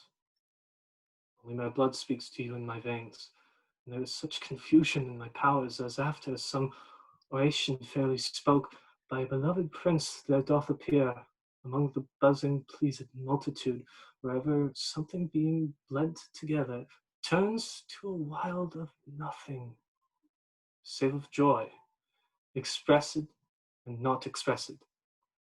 But when this ring parts from this finger, then parts life from hence. Oh, then be bold to say Bassanio dead. My lord and lady, it is now our time, that have stood by and seen our wishes prosper, to cry, good joy, my lord and lady. My lord Bassanio, my gentle lady, I wish you all the joy that you can wish, for I am sure you can wish none for me. And when your honors mean to solemnize the bargain of your faith, I do beseech you, even at that time, I may be married too. With all my heart, so thou canst get a wife. I thank your lordship, you have got me one. My eyes, my lord, can look as swift as yours. You saw the mistress, I beheld the maid. You loved, I loved. For intermission no more pertains to me, my lord, than you. Your fortune stood upon the caskets there, and so did mine too, as the matter falls. For wooing here until I sweat again, and swearing till my very roof was dry, with oaths of love. At last, if promise last, I got a promise of this fair one here, half a love, provided that your fortune achieved her mistress. Is it true, Nerissa? Madam, it is. So you stand pleased withal. Do you, Casciano, mean good faith? Yes, faith, my lord. Our feast shall be much honored in your marriage. We'll play with them the first boy for 1,000 ducats. What, and stake down? No, we shall ne'er win we shall ne'er win at that sport, and stake down. But who comes here? Lorenzo and his infidel? What? And my old Venetian friend Celerio? Lorenzo and Celerio, welcome hither. Is that the youth of my new interest here have power to bid you welcome? By your leave, I bid my very friends and countrymen, sweet Portia, welcome. So do I, my lord. They are entirely welcome. I thank your honor. For my part, my lord, my purpose was not to have seen you here, but meeting with Celerio, by the way.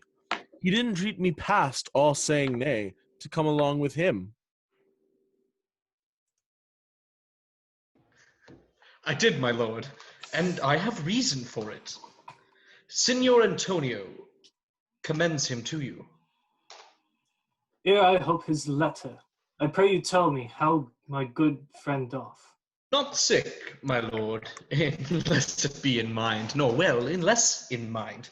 His letter there will show you his estate. Nerissa, cheer yon stranger, bid her welcome. Your hand, Celerio. What's the news from Venice? How doth that royal merchant, good Antonio? I know he will be glad of our success. We are the Jasons, we have won the fleece. I would you had won the fleece that he hath lost. Oh. There are some shrewd contents in yon same paper that steals the color from Bassanio's cheek. Some dear friend dead, else nothing in the world would turn so much the constitution of any constant man. What worse and worse? With leave, Bassanio, I am half yourself, and I must freely have the half of anything that this same paper brings you. Oh, sweet Portia, here are a few of the unpleasant words that ever blotted paper. Gentle lady, when I did first impart my love to you, I freely told you all the wealth I had ran in my veins. I was a gentleman. And then I told you true. And yet, dear lady, rating myself at nothing, you shall see how much I was a braggart. When I told you my estate was nothing, I should then have told you that I was worse than nothing. For indeed I have engaged myself to a dear friend, engaged my friend to his mere enemy to feed my means. Here's a letter, lady. The paper has the body of my friend, and every word in it a gaping wound, issuing life blood. But is it true, Celerio? Hath all his ventures failed? What, not one hit? From Tripolis, from Mexico, England, from Lisbon, Barbary, and India, and not one vessel escaped the dreadful touch of merchant marrying rocks? Not one, my lord. Besides, it should appear that if he had the present money to discharge the Jew, he would not take it. Never did I know a creature that did bear the shape of a man, so keen and greedy to confound a man.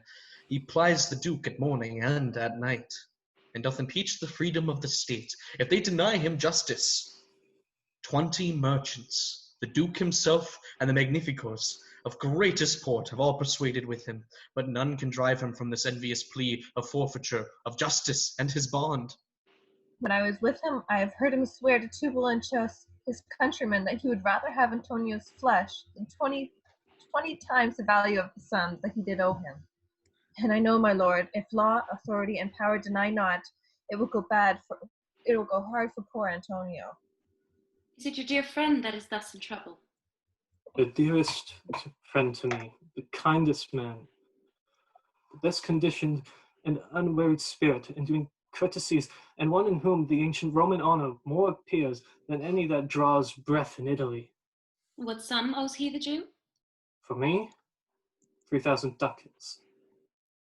What, no more? Pay him 6,000 and deface the bond. Double 6,000 and then treble that, before a friend of this description shall lose a hair through Bassanio's fault. First go with me to church and call me wife, and then away to Venice to your friend. For never shall you lie by Portia's side with an unquiet soul. You shall have gold to pay the petty debt 20 times over. When it is paid, bring your true friend along. My maid Nerissa and myself, meantime, will live as maids and widows. Come away, for you shall hence upon your wedding day. Bid your friends welcome, show a merry cheer. Since you are dear bought, I will love you dear. But let me hear the letter of your friend. Sweet Bassanio, my ships have all miscarried. My creditors grow cruel. My estate is very low. My bond to the Jew is forfeit, and since in paying it, it is impossible I should live. All debts are cleared between you and I, if I might but see you at my death, notwithstanding your pleasure. Now, if your love do not persuade you to come, but not my letter. Oh, love, dispatch all business and be gone. Since I have your good leave to go away, I will make haste. Until I come again, no bed shall ever be guilty of my stay, nor rest be interposed twixt us twain. Jailer, look to him. Tell not me of mercy. This is the fool that lent out money great gratis. Jailer, look to him. Hear me yet, good Shylock. I'll have my bond. Speak not against my bond. I have sworn an oath that I will have my bond. Thou callest me dog before thou hadst a cause, but since I am a dog, beware my fangs. The Duke shall grant me justice. I do wonder, thou naughty jailer, that thou art so fond to come aboard with him at his request. I pray thee, hear me speak. I'll have my bond. I will not hear thee speak. I'll have my bond, and therefore speak no more. I'll not be made a soft and dull-eyed fool to shake the head, relent and sigh, and yield to Christian intercessors. Follow not. I'll have no speaking. I will have my bond. It is the most impenetrable cur that ever kept with man. Let him alone. I'll follow him no more with bootless prayers. He seeks my life, with reason well I know. I oft delivered from his forfeitures, many that have at times made moan to me. Therefore he hates me. I'm sure the Duke will never grant this forfeiture to hold. The Duke cannot deny the course of law, for the commodity that strangers have with us in Venice, if it be denied, will much impeach the justice of the state, since that the trade of profit of the city consisteth of all nations. Therefore go, these griefs and losses have so baited me that I shall hardly spare a pound of flesh. Tomorrow to my bloody creditor. Well, jailer, on. Pray God Bassanio come to see me pay this debt, and then I care not. Madame, although I speak it in your presence, you have a noble and a true conceit of godlike amity, which appears most strongly in bearing thus the absence of your lord. But if you knew to whom you show this honor, how true a gentleman you send relief, How dear a lover of my lord your husband, I know you would be prouder of the work than customary bounty can enforce you. I never did repent for doing good, nor shall not now. For in companions that do converse and waste the time together, whose souls do bear an equal yoke of love, that there must be needs alike proportion of lineaments, of manners, and of spirit, which makes me think that this Antonio, being the bosom lover of my lord, must needs be like my lord. If it be so, how little is the cost I have bestowed in purchasing the semblance of my soul from out the state of hellish cruelty. This comes too near the praising of myself, therefore no more of it. Here are other things. Lorenzo, I commit into your hands the husbandry and manage of my house until my lord's return. For mine own part, I have toward heaven breathed a secret vow to live in prayer and contemplation, only attended by Nerissa here, until her husband and my lord's return. There is a monastery 2 miles off, and there we will abide. I do desire you do not deny this imposition, the which my love and some necessity now lays upon you. Madame, with all my heart, I shall obey you in all fair commands. My people do already know my mind, and will acknowledge you and Jessica in place of Lord Bassanio and myself. So fare you well till we shall meet again. Fair thoughts and happy hours attend on you. I wish your ladyship all heart's content. I thank you for your wish, and am well pleased to wish it back on you. Fare you well, Jessica. Now, Balthazar, as I have ever found thee honest true, so let me find thee still. Take this same letter, and use thou all the endeavour of a man in speed to Padua. See thou render this into my cousin's hand, Dr. Valerio. And look what notes and garments he doth give thee. Bring them, I pray thee, with imagined speed onto the traject, to the common ferry, which trades to Venice. Waste no time in words, but get thee gone. I shall be there before thee. Madam, I go with all convenient speed. Come on, Nerissa.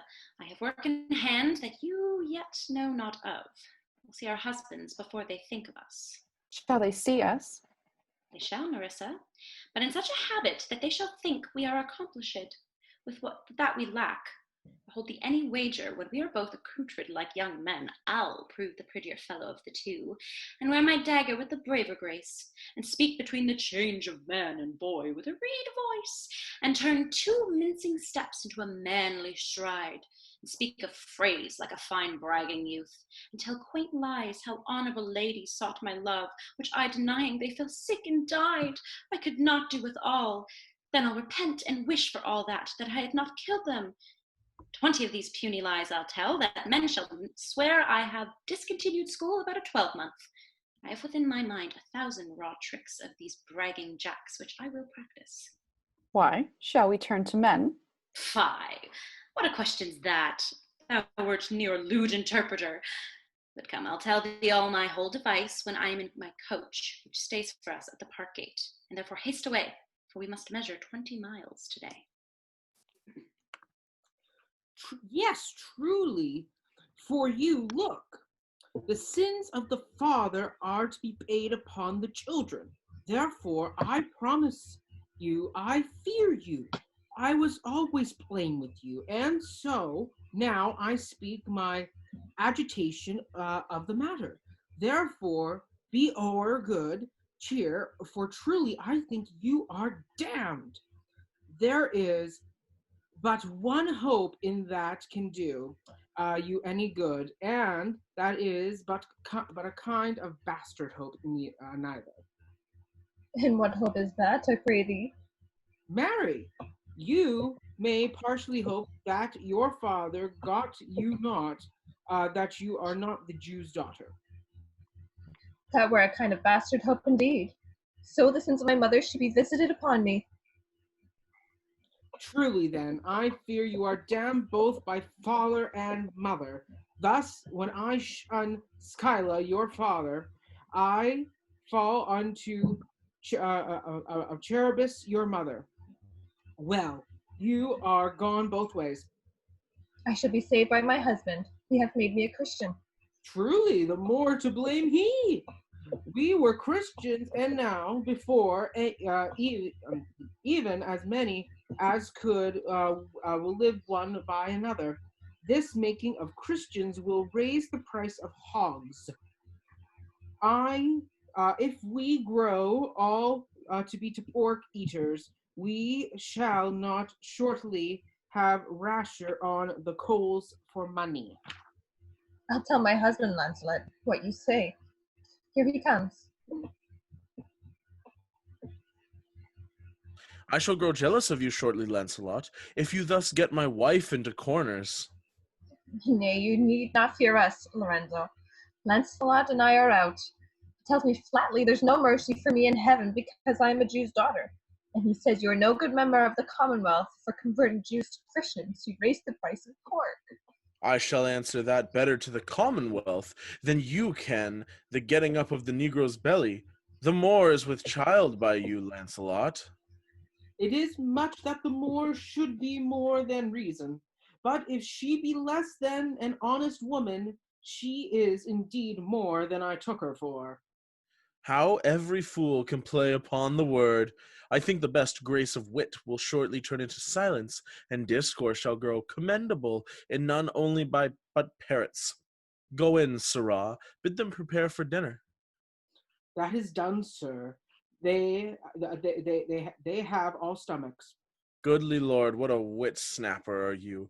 Then bid them prepare dinner. That is done too, sir. Only cover is the word. Will you cover, then, sir? Not so, sir, neither. I know my duty. Yet more quarreling with occasion. Wilt thou show the whole wealth of thy wit in an instant? I pray thee understand a plain man in his plain meaning.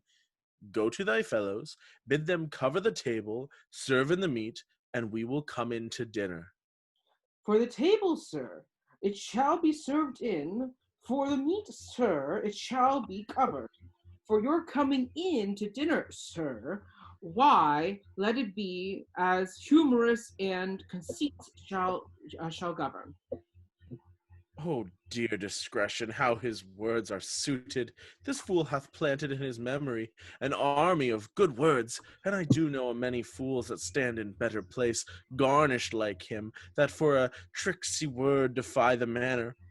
How cheerst thou, Jessica? And now, good sweet, say thy opinion. How dost thou like the Lord Bassino's wife? Past all expressing.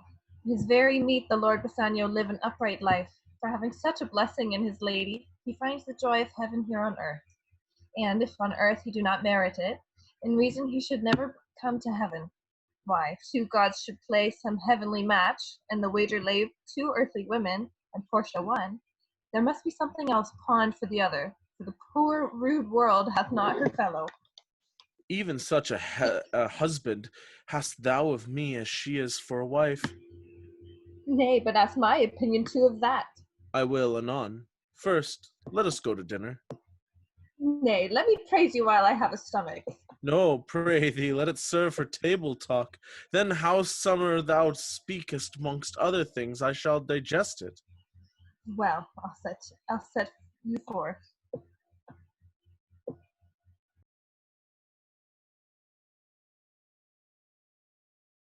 What? Is Antonio here?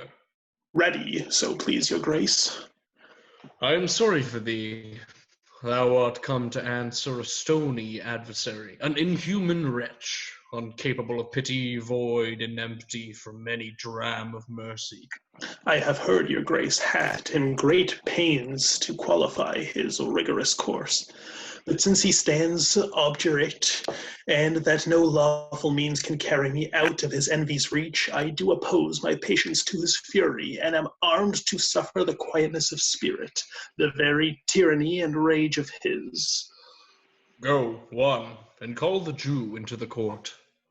He is ready at the door. He comes, my lord.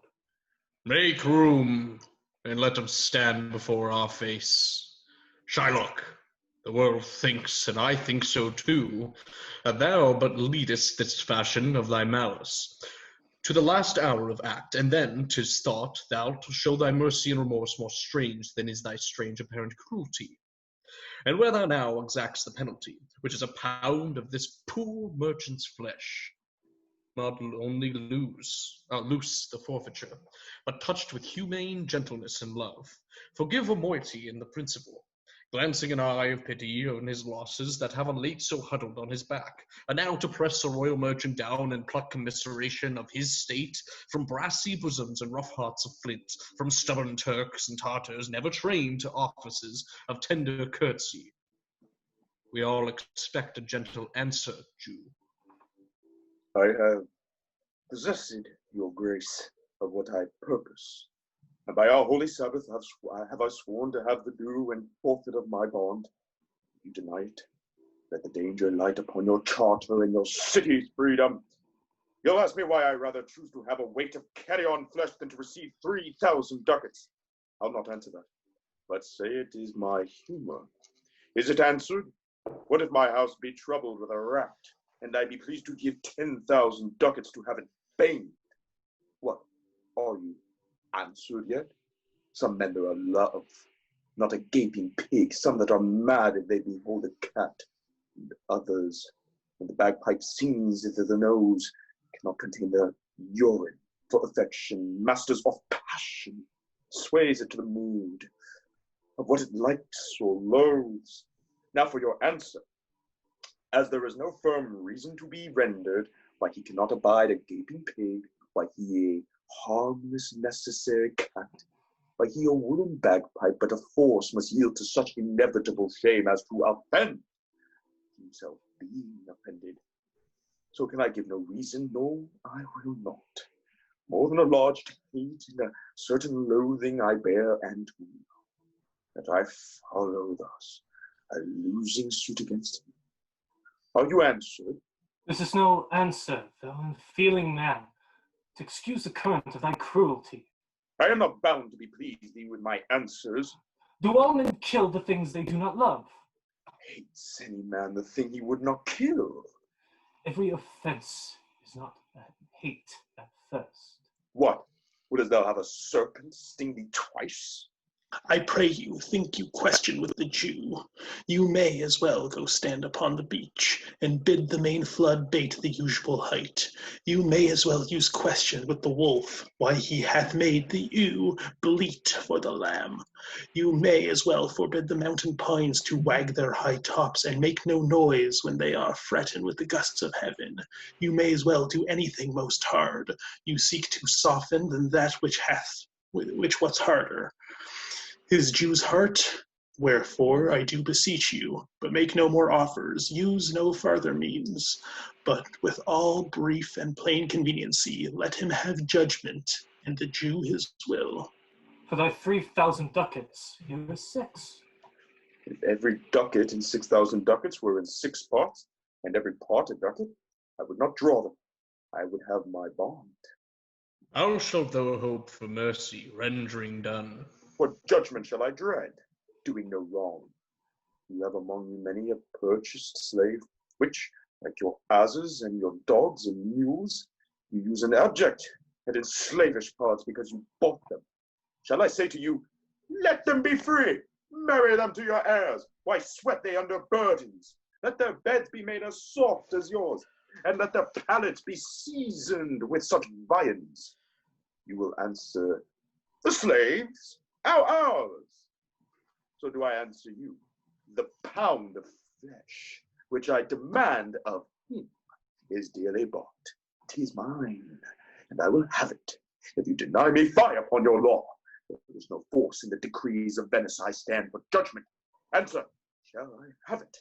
Upon my power I may dismiss this court, unless Bellario, a learned doctor whom I have sent for to determine this, come here today. My lord, he stays without a messenger with letters from the doctor, new come from powder. Bring us the letters. Call the messenger. Good cheer, Antonio. What man courage yet? But you shall have my flesh, blood, bones, and all, and thou shalt lose for me 1 drop of blood. I am a tainted wether of the flock, meetest for death. The weakest kind of fruit drops earliest to the ground, and so let me. You cannot better be employed, Bassanio, than to live still and write mine epitaph. Came you from Padua, from Bellario? From both, my lord. Bellario greets your grace. Why dost thou whet thy knife so earnestly? To cut the forfeiture from that bankrupt there.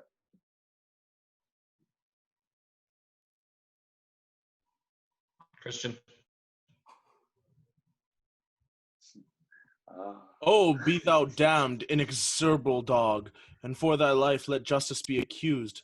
Thou almost makest me waver in my faith, to hold opinion with Pythagoras, that souls of animals infuse themselves into the trunks of men. Thy cursed spirit governed a wolf who hanged for human slaughter. Even from the gallows did his fell soul fleet, and whilst thou layest in thy unhallowed dam, infused itself in thee. For thy desires are wolfish, bloody, starved, and ravenous. Till thou canst rail the seal from off my bond, thou but offendest thy lungs to speak so loud. Repair thy wit, good youth, or it will fall to a careless ruin. I stand here for law. This letter from Bellario doth commend a young and learned doctor to our court. Where is he? He attendeth here hard by to know your answer whether you'll admit him. With all my heart. Some 3 or 4 of you. Go, give him courteous conduct to this place. Meantime, the court shall hear Bellario's letter. Your grace shall understand that as the receipt of your letter I am very sick, but in the instant that your messenger came in loving visitation was with me a young doctor of Rome. His name is Balthazar. I acquainted him with the cause and controversy between the Jew and Antonio the merchant. We turned over many books together. He is furnished with my opinion, which, bettered with his own learning, the greatness whereof I cannot enough commend, comes with him at my impromptuity, to fill up your grace's request in my stead. I beseech you, let his lack of years be no impediment, to let him lack a reverend estimation, for I never knew so young a body with so old a head. I leave him to your gracious acceptance, whose trial shall be published with his commendation.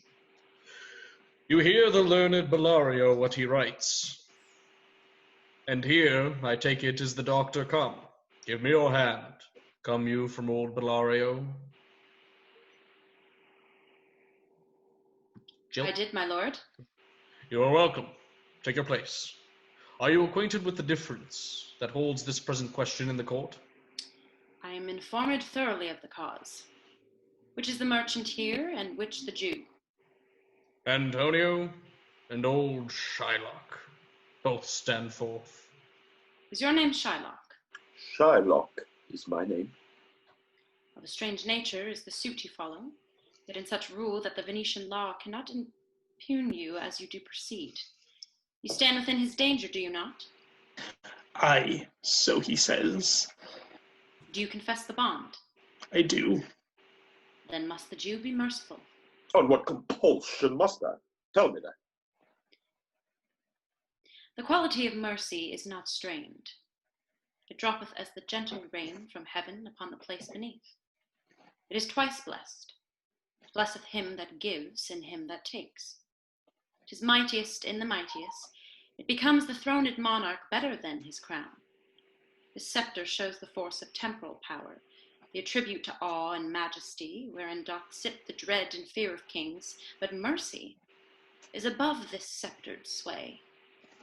It is enthroned in the hearts of kings. It is an attribute to God himself, and earthly power doth then show likest gods, when mercy seasons justice. Therefore, Jew, though justice be thy plea, consider this, that in course of justice none of us should see salvation. We do pray for mercy, and that same prayer doth teach us all to render the deeds of mercy.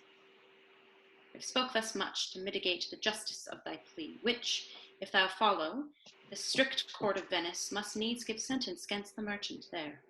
My deeds upon my head. I crave the law, the penalty and forfeit of my bond.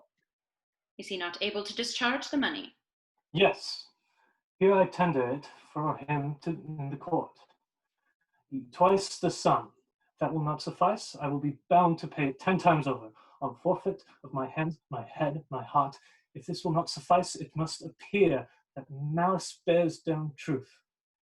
And I beseech you, rest once the law to your authority, to do a great right, to do little wrong, and curb this cruel devil of his will. It must not be. There is no power in Venice can alter a decree established.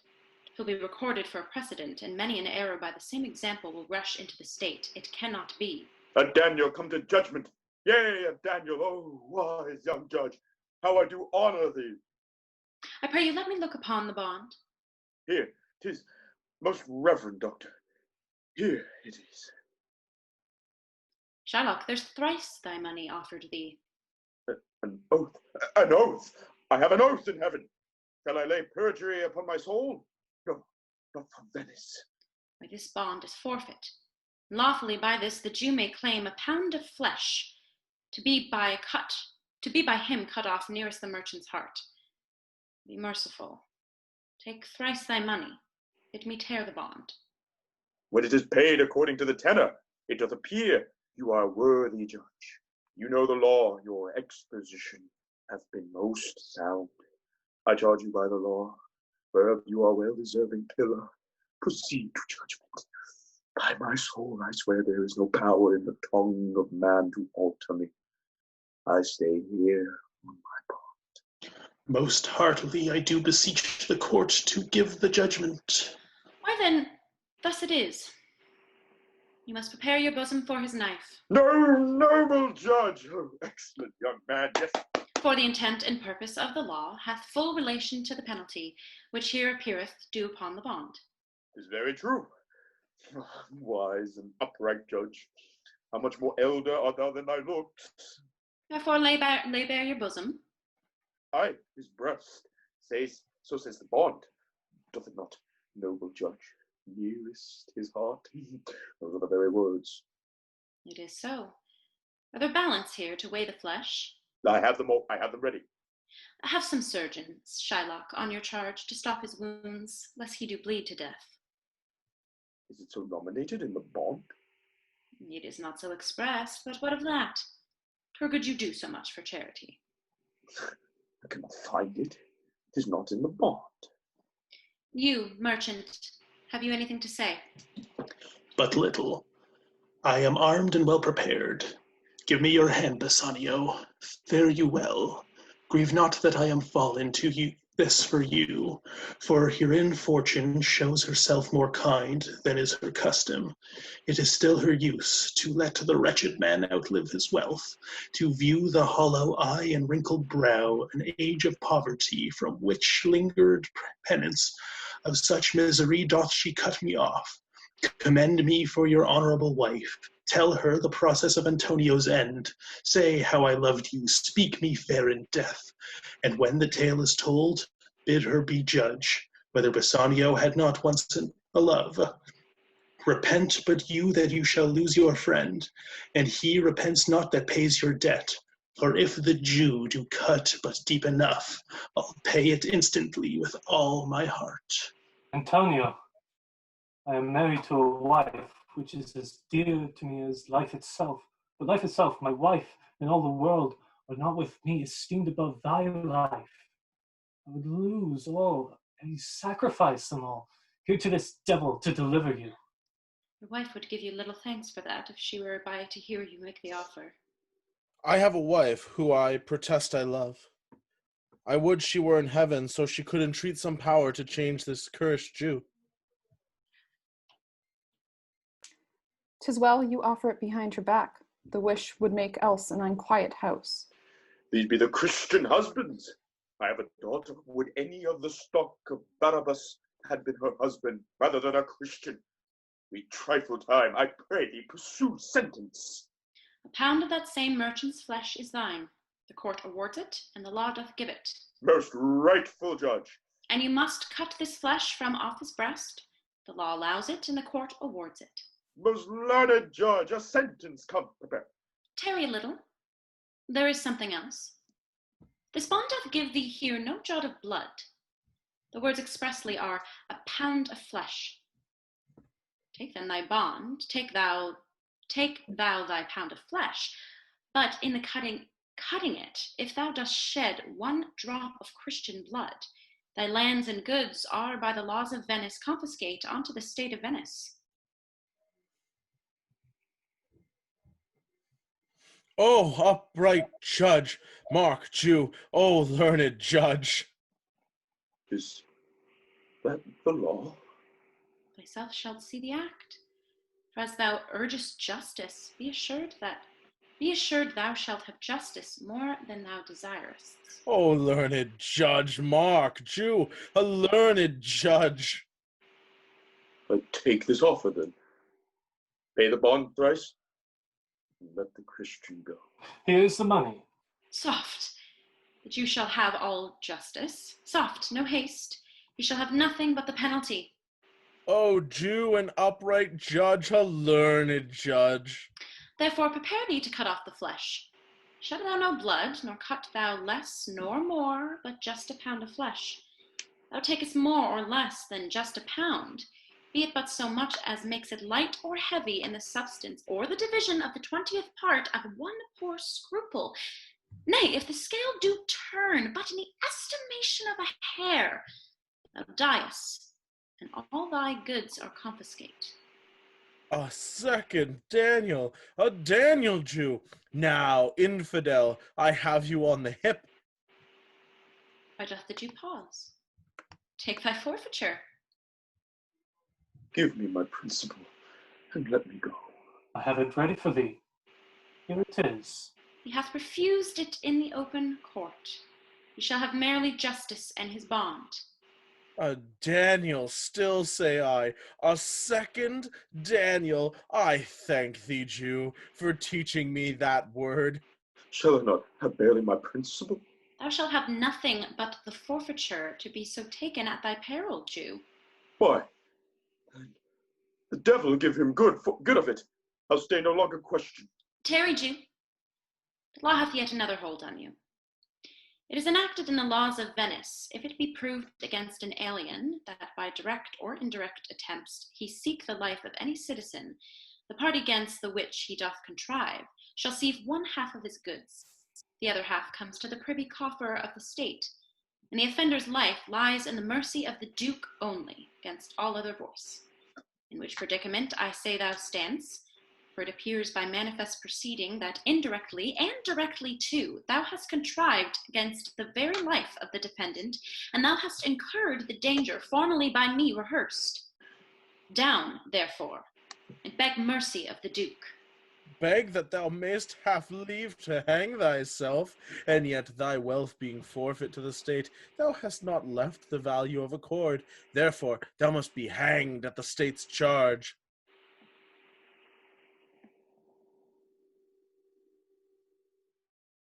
Will? William, Duke? Will? is he there? Pardon me. Is he gone? Well.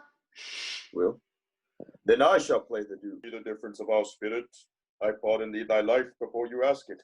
For half thy wealth, it is Antonio's. The other half comes to the general state, which humbleness may drive into a fine. Aye, for the state, not for Antonio. Nay, take my life and all. Pardon not that. You take my house when you do take the prop that doth sustain my house. You take my life when you do take the means whereby I live. What mercy can you render him, Antonio? A halter gratis, nothing else, for God's sake. So please, my lord, the Duke and all the court, to quit the fine for 1/2 of his goods. I am content, so he will let me have the other half in use to render it upon his death unto the gentleman that lately stole his daughter.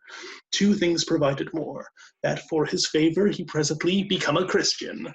The other is that he do record a gift here in court, that if he dies, that all he dies possessed unto his son, Lorenzo, and his daughter. We shall do this, or else I do recant the pardon that I late pronounced here. Art thou contented, Jew? What dost thou say? I am content. Clerk, draw a deed of gift. But pray you give me leave to go from hence. I am not well. Send the deed after me, and I will sign it. Get thee gone, but do it.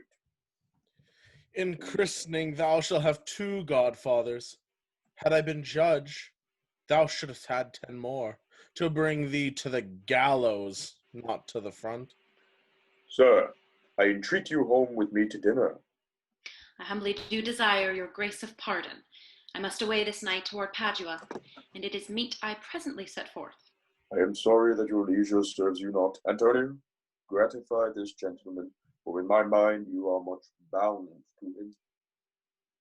Most worthy gentlemen, I and my friend have by your wisdom been this day acquitted of grievous penalties, in lieu whereof 3,000 ducats due unto the Jew we freely cope your courteous pains withal. And I stand indebted over and above.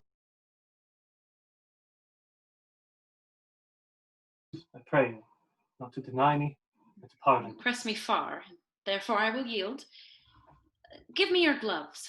I'll wear them for your sake. And for your love, take this ring from you. Do not draw back your hand. I'll take no more, and you in love shall not deny me this. This ring, good sir? Alas, it is a trifle. I will not shame myself to give you this. I will have nothing else but only this. And now methinks I have a mind to it. There's more depends on this than on the value. The dearest ring in Venice will I give you, and find it out by proclamation. Only for this I pray you pardon me. I see, sir, you are liberal in offers. You taught me first to beg, and now methinks you teach me how a beggar should be answered. But sir, this ring was given me by my wife, and when she put it on, she made me vow that I should neither sell, nor give, nor lose it. That excuse serves many men to save their gifts. And if your wife be not a mad woman, and know how well I have deserved this ring, she would not hold out enemy forever for giving it to me.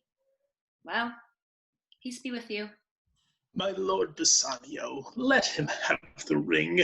Let his deservings and my love withal be valued against your wife's commandments. Go, Graziano, run and overtake him. Give him the ring, and bring him, if thou canst, unto Antonio's house. Away, make haste. Come, you and I will thither presently, and in the morning early we will both fly toward Belmont. Come, Antonio. Inquire the Jew's house out, give him this deed, and let him sign it. We'll away tonight, and be a day before our husbands come. This deed will be well welcome to Lorenzo. Yes, sir, you are well overturning, my lord Bassanio, upon more advice, hath sent you here this ring, and doth entreat your company at dinner. That cannot be. His ring I do accept most thankfully, and so I pray you tell him. Furthermore, I pray you show my youth old Shylock's house. That will I do. Sir, I would speak with you. I'll see if I can get my husband's ring, which I did make him swear to keep forever. Thou mayst, I warrant. We shall have old swearing that they did give the rings away to men. It will outface them, and outswear them too. Away, make haste. Thou knowest where I will tarry. Come, good sir, will you show me to this house? The moon shines bright in such a night as this, when the sweet wind did not gently kiss the trees, and they did make no noise in such a wall. Troilus, methinks, mounted the Trojan walls, and sighed his soul toward the Grecian tents where Cressid lay that night. In such a night did Thisbe fearfully o'ertrip the dew, and saw the lion's shadow ere himself, and ran dismayed away. In such a night stood Dido with a willow in her hand, upon the wild sea banks, and waft her love to come again to Carthage. In such a night Medea gathered the enchanted herbs that did renew old Aeson. In such a night did Jessica steal from the wealthy Jew, and with an unthrift love did run from Venice as far as Belmont. In such a night did young Lorenzo swear he'd love her well, stealing her soul with many vows of faith, and ne'er a true one. In such a night did pretty Jessica, like a little shrew, slander her love, and he forgave it her. I would outnight you did nobody come, but hark, I hear the footing of a man. Who comes so fast in silence of the night?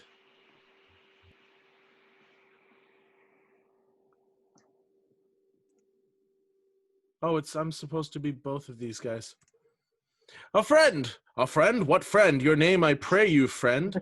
Stefano is my name, and I bring word my mistress will before the break of day be here at Belmont. He doth stray. I'm so sorry. Keep going. This is great. Keep going.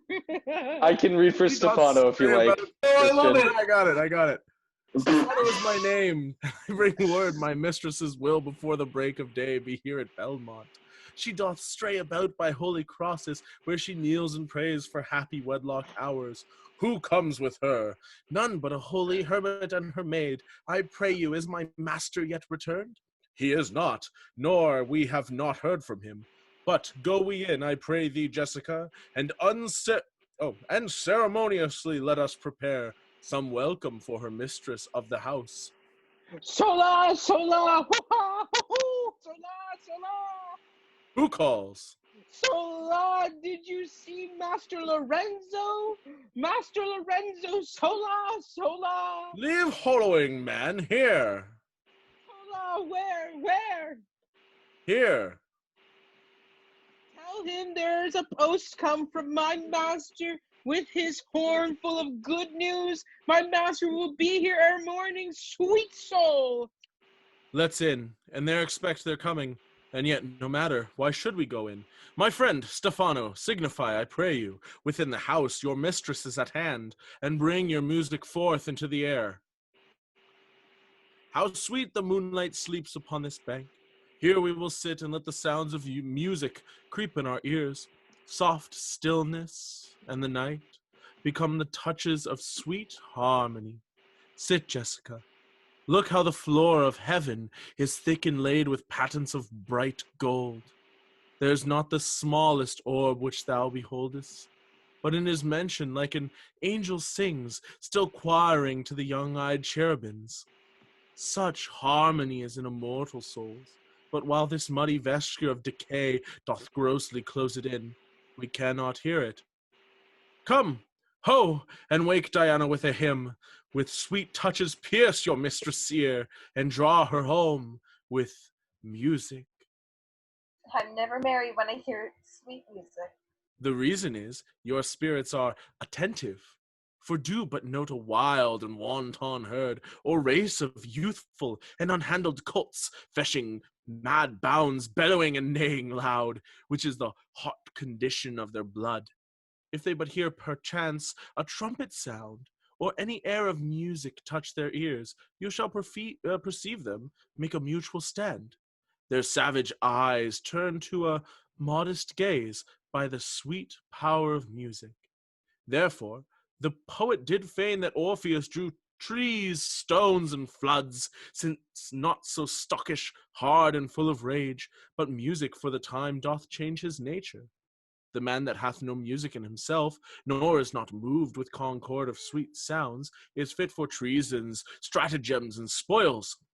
The motion of his spirits are dull as night, and his affection dark as Erebus. Let no such man be trusted. Mark the music. That light we see is burning in my hall. How far that little candle throws his beams. So shines a good deed in a naughty world. When the moon shone, we did not see the candle. So doth the greater glory dim the less. A substitute shines brightly as a king, until a king be by, and then his state empties itself, as doth an inland brook into the main of waters. Music, hark! It is your music, madam, of the house. Nothing is good, I see, without respect. Methinks it sounds much sweeter than by day. Silence bestows that virtue on it, madam. The crow doth sing as sweetly as the lark when neither is attended, and I think the nightingale, if she should sing by day, when every goose is cackling, would be thought no better a musician than the wren. How many things by season seasoned are to their right praise and true perfection. Peace, how the moon sleeps with Endymion and would not be awaked. That is the voice, or I am much deceived of Portia. He knows me as the blind man knows the cuckoo, by the bad voice. Dear lady, welcome home. We have been praying for our husband's welfare, which speed we hope the better for our words. Are they returned? Madame, they are not. But there is come a messenger before to signify their coming. Go in, Nerissa. Give order to my servants that they take no note at all of our being absent hence. Nor you, Lorenzo. Jessica, nor you. Your husband is at hand. I hear his trumpet. We are no telltales, madame. Fear you not. This night, methinks, is but the daylight sick. Looks a little paler.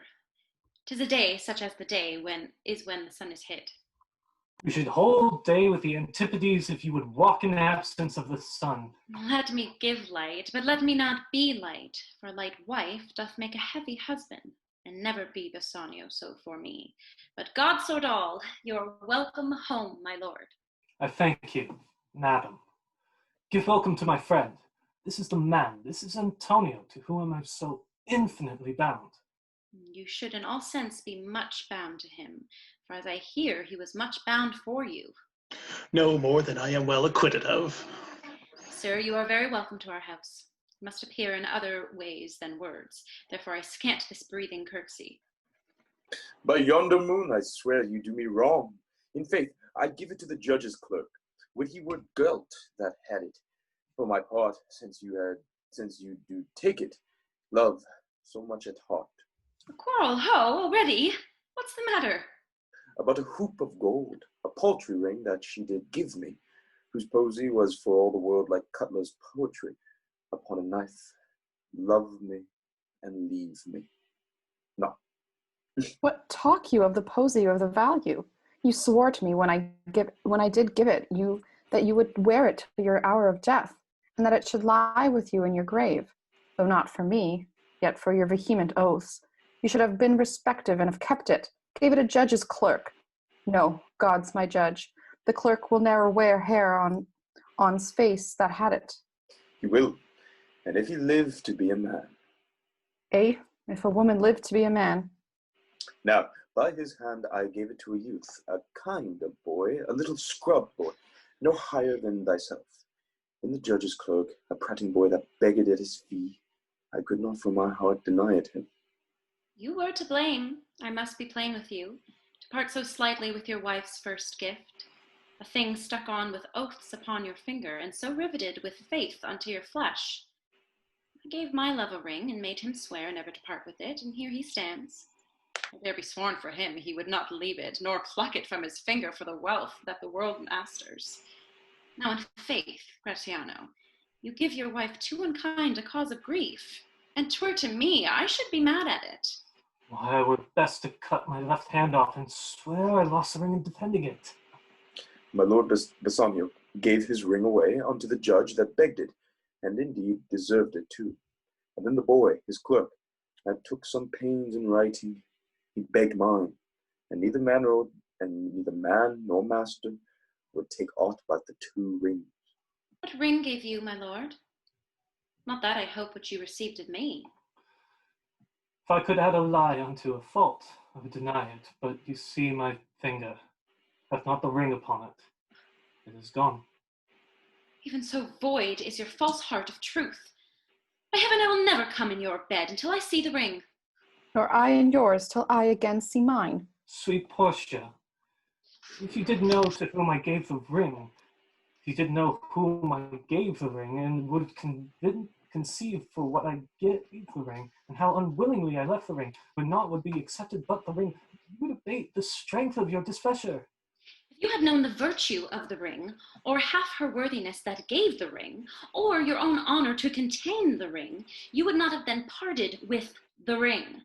What man is there so much unreasonable, if you had pleased to have defended it with any terms of zeal, wanted the modesty to urge the thing held as a ceremony? Marissa teaches me what to believe. I'll die for it, but some woman had the ring. No, by my honor, madam, by my soul. The woman had it, but a civil doctor, which did refuse 3,000 ducats of me, and begged the ring, which I did deny him, and suffered him to go displeased away, even he that had held up the very life of my dear friend. Should I say, sweet lady, I was enforced to send it after him. I was beset with shame and courtesy. My honor would not let me in gratitude so much besmear it. Pardon me, good lady. By these blessed candles of the night, had you been there, I think you would have begged the ring of me to give the worthy doctor. Let not that doctor e'er come near my house, since he hath got the jewel that I loved, and that which you did swear to keep from me. I will become as liberal as you. I'll not deny him anything I have. No, not my body, nor my husband's bed. Know him I shall, I'm well sure of it. Lie not a night from home. Watch me like Argus. If you do not, if I be left alone, now by mine honor, which is yet mine own, I'll have that doctor for my bedfellow. And I, his clerk, therefore be well advised how you do leave me to mine own protection. Well, do you so. Let not me take him, then, for if I do, I'll mar the young clerk's pen. I am the unhappy subject of these quarrels. Sir, grieve not you. You are welcome notwithstanding. Portia, forgive me this enforcer wrong, and in the hearing of these many friends, I swear to thee, even by thine own fair eyes, wherein I see myself. Mark you but that. In both my eyes he doubly sees himself. In each eye one. Swear by your double self, and there's an oath of credit. Nay, but hear me. Pardon this fault, and by my soul I swear, I never more will break an oath of thee. I once did lend my body for his wealth, which but for him that had your husband's ring had quite miscarried. I dare be bound again, my soul upon the forfeit that your lord will never more break faith advisedly. Then you shall be his surety. Give him this, and bid him keep it better than the other. Here, Lord Bassanio, swear to keep this ring. By heaven, it is the same I gave the doctor. I had it of him. Pardon me, Bassanio, for by this ring the doctor lay with me. And pardon me, my gentle Gratiano, for that some scrubbed boy, the doctor's clerk, in lieu of this, last night did lie with me. Why, this is like the mending of highways in summer, where the ways are fair enough. What, are we cuckolds ere we have deserved it? Speak not so grossly. You are all amazed. Here is a letter. Read it at your leisure. It comes from Padua, from Valerio. There you shall find that Portia was the doctor, Larissa there, her clerk. Lorenzo here shall witness I set forth as soon as you, and even but now return it. I have not yet entered my house. Antonio, you are welcome, and I have better news in store for you than you expect. Unseal this letter soon. There you shall find 3 of your argosies are richly come to harbor suddenly. You shall not know by what strange accident I chanced on this letter. I am dumb.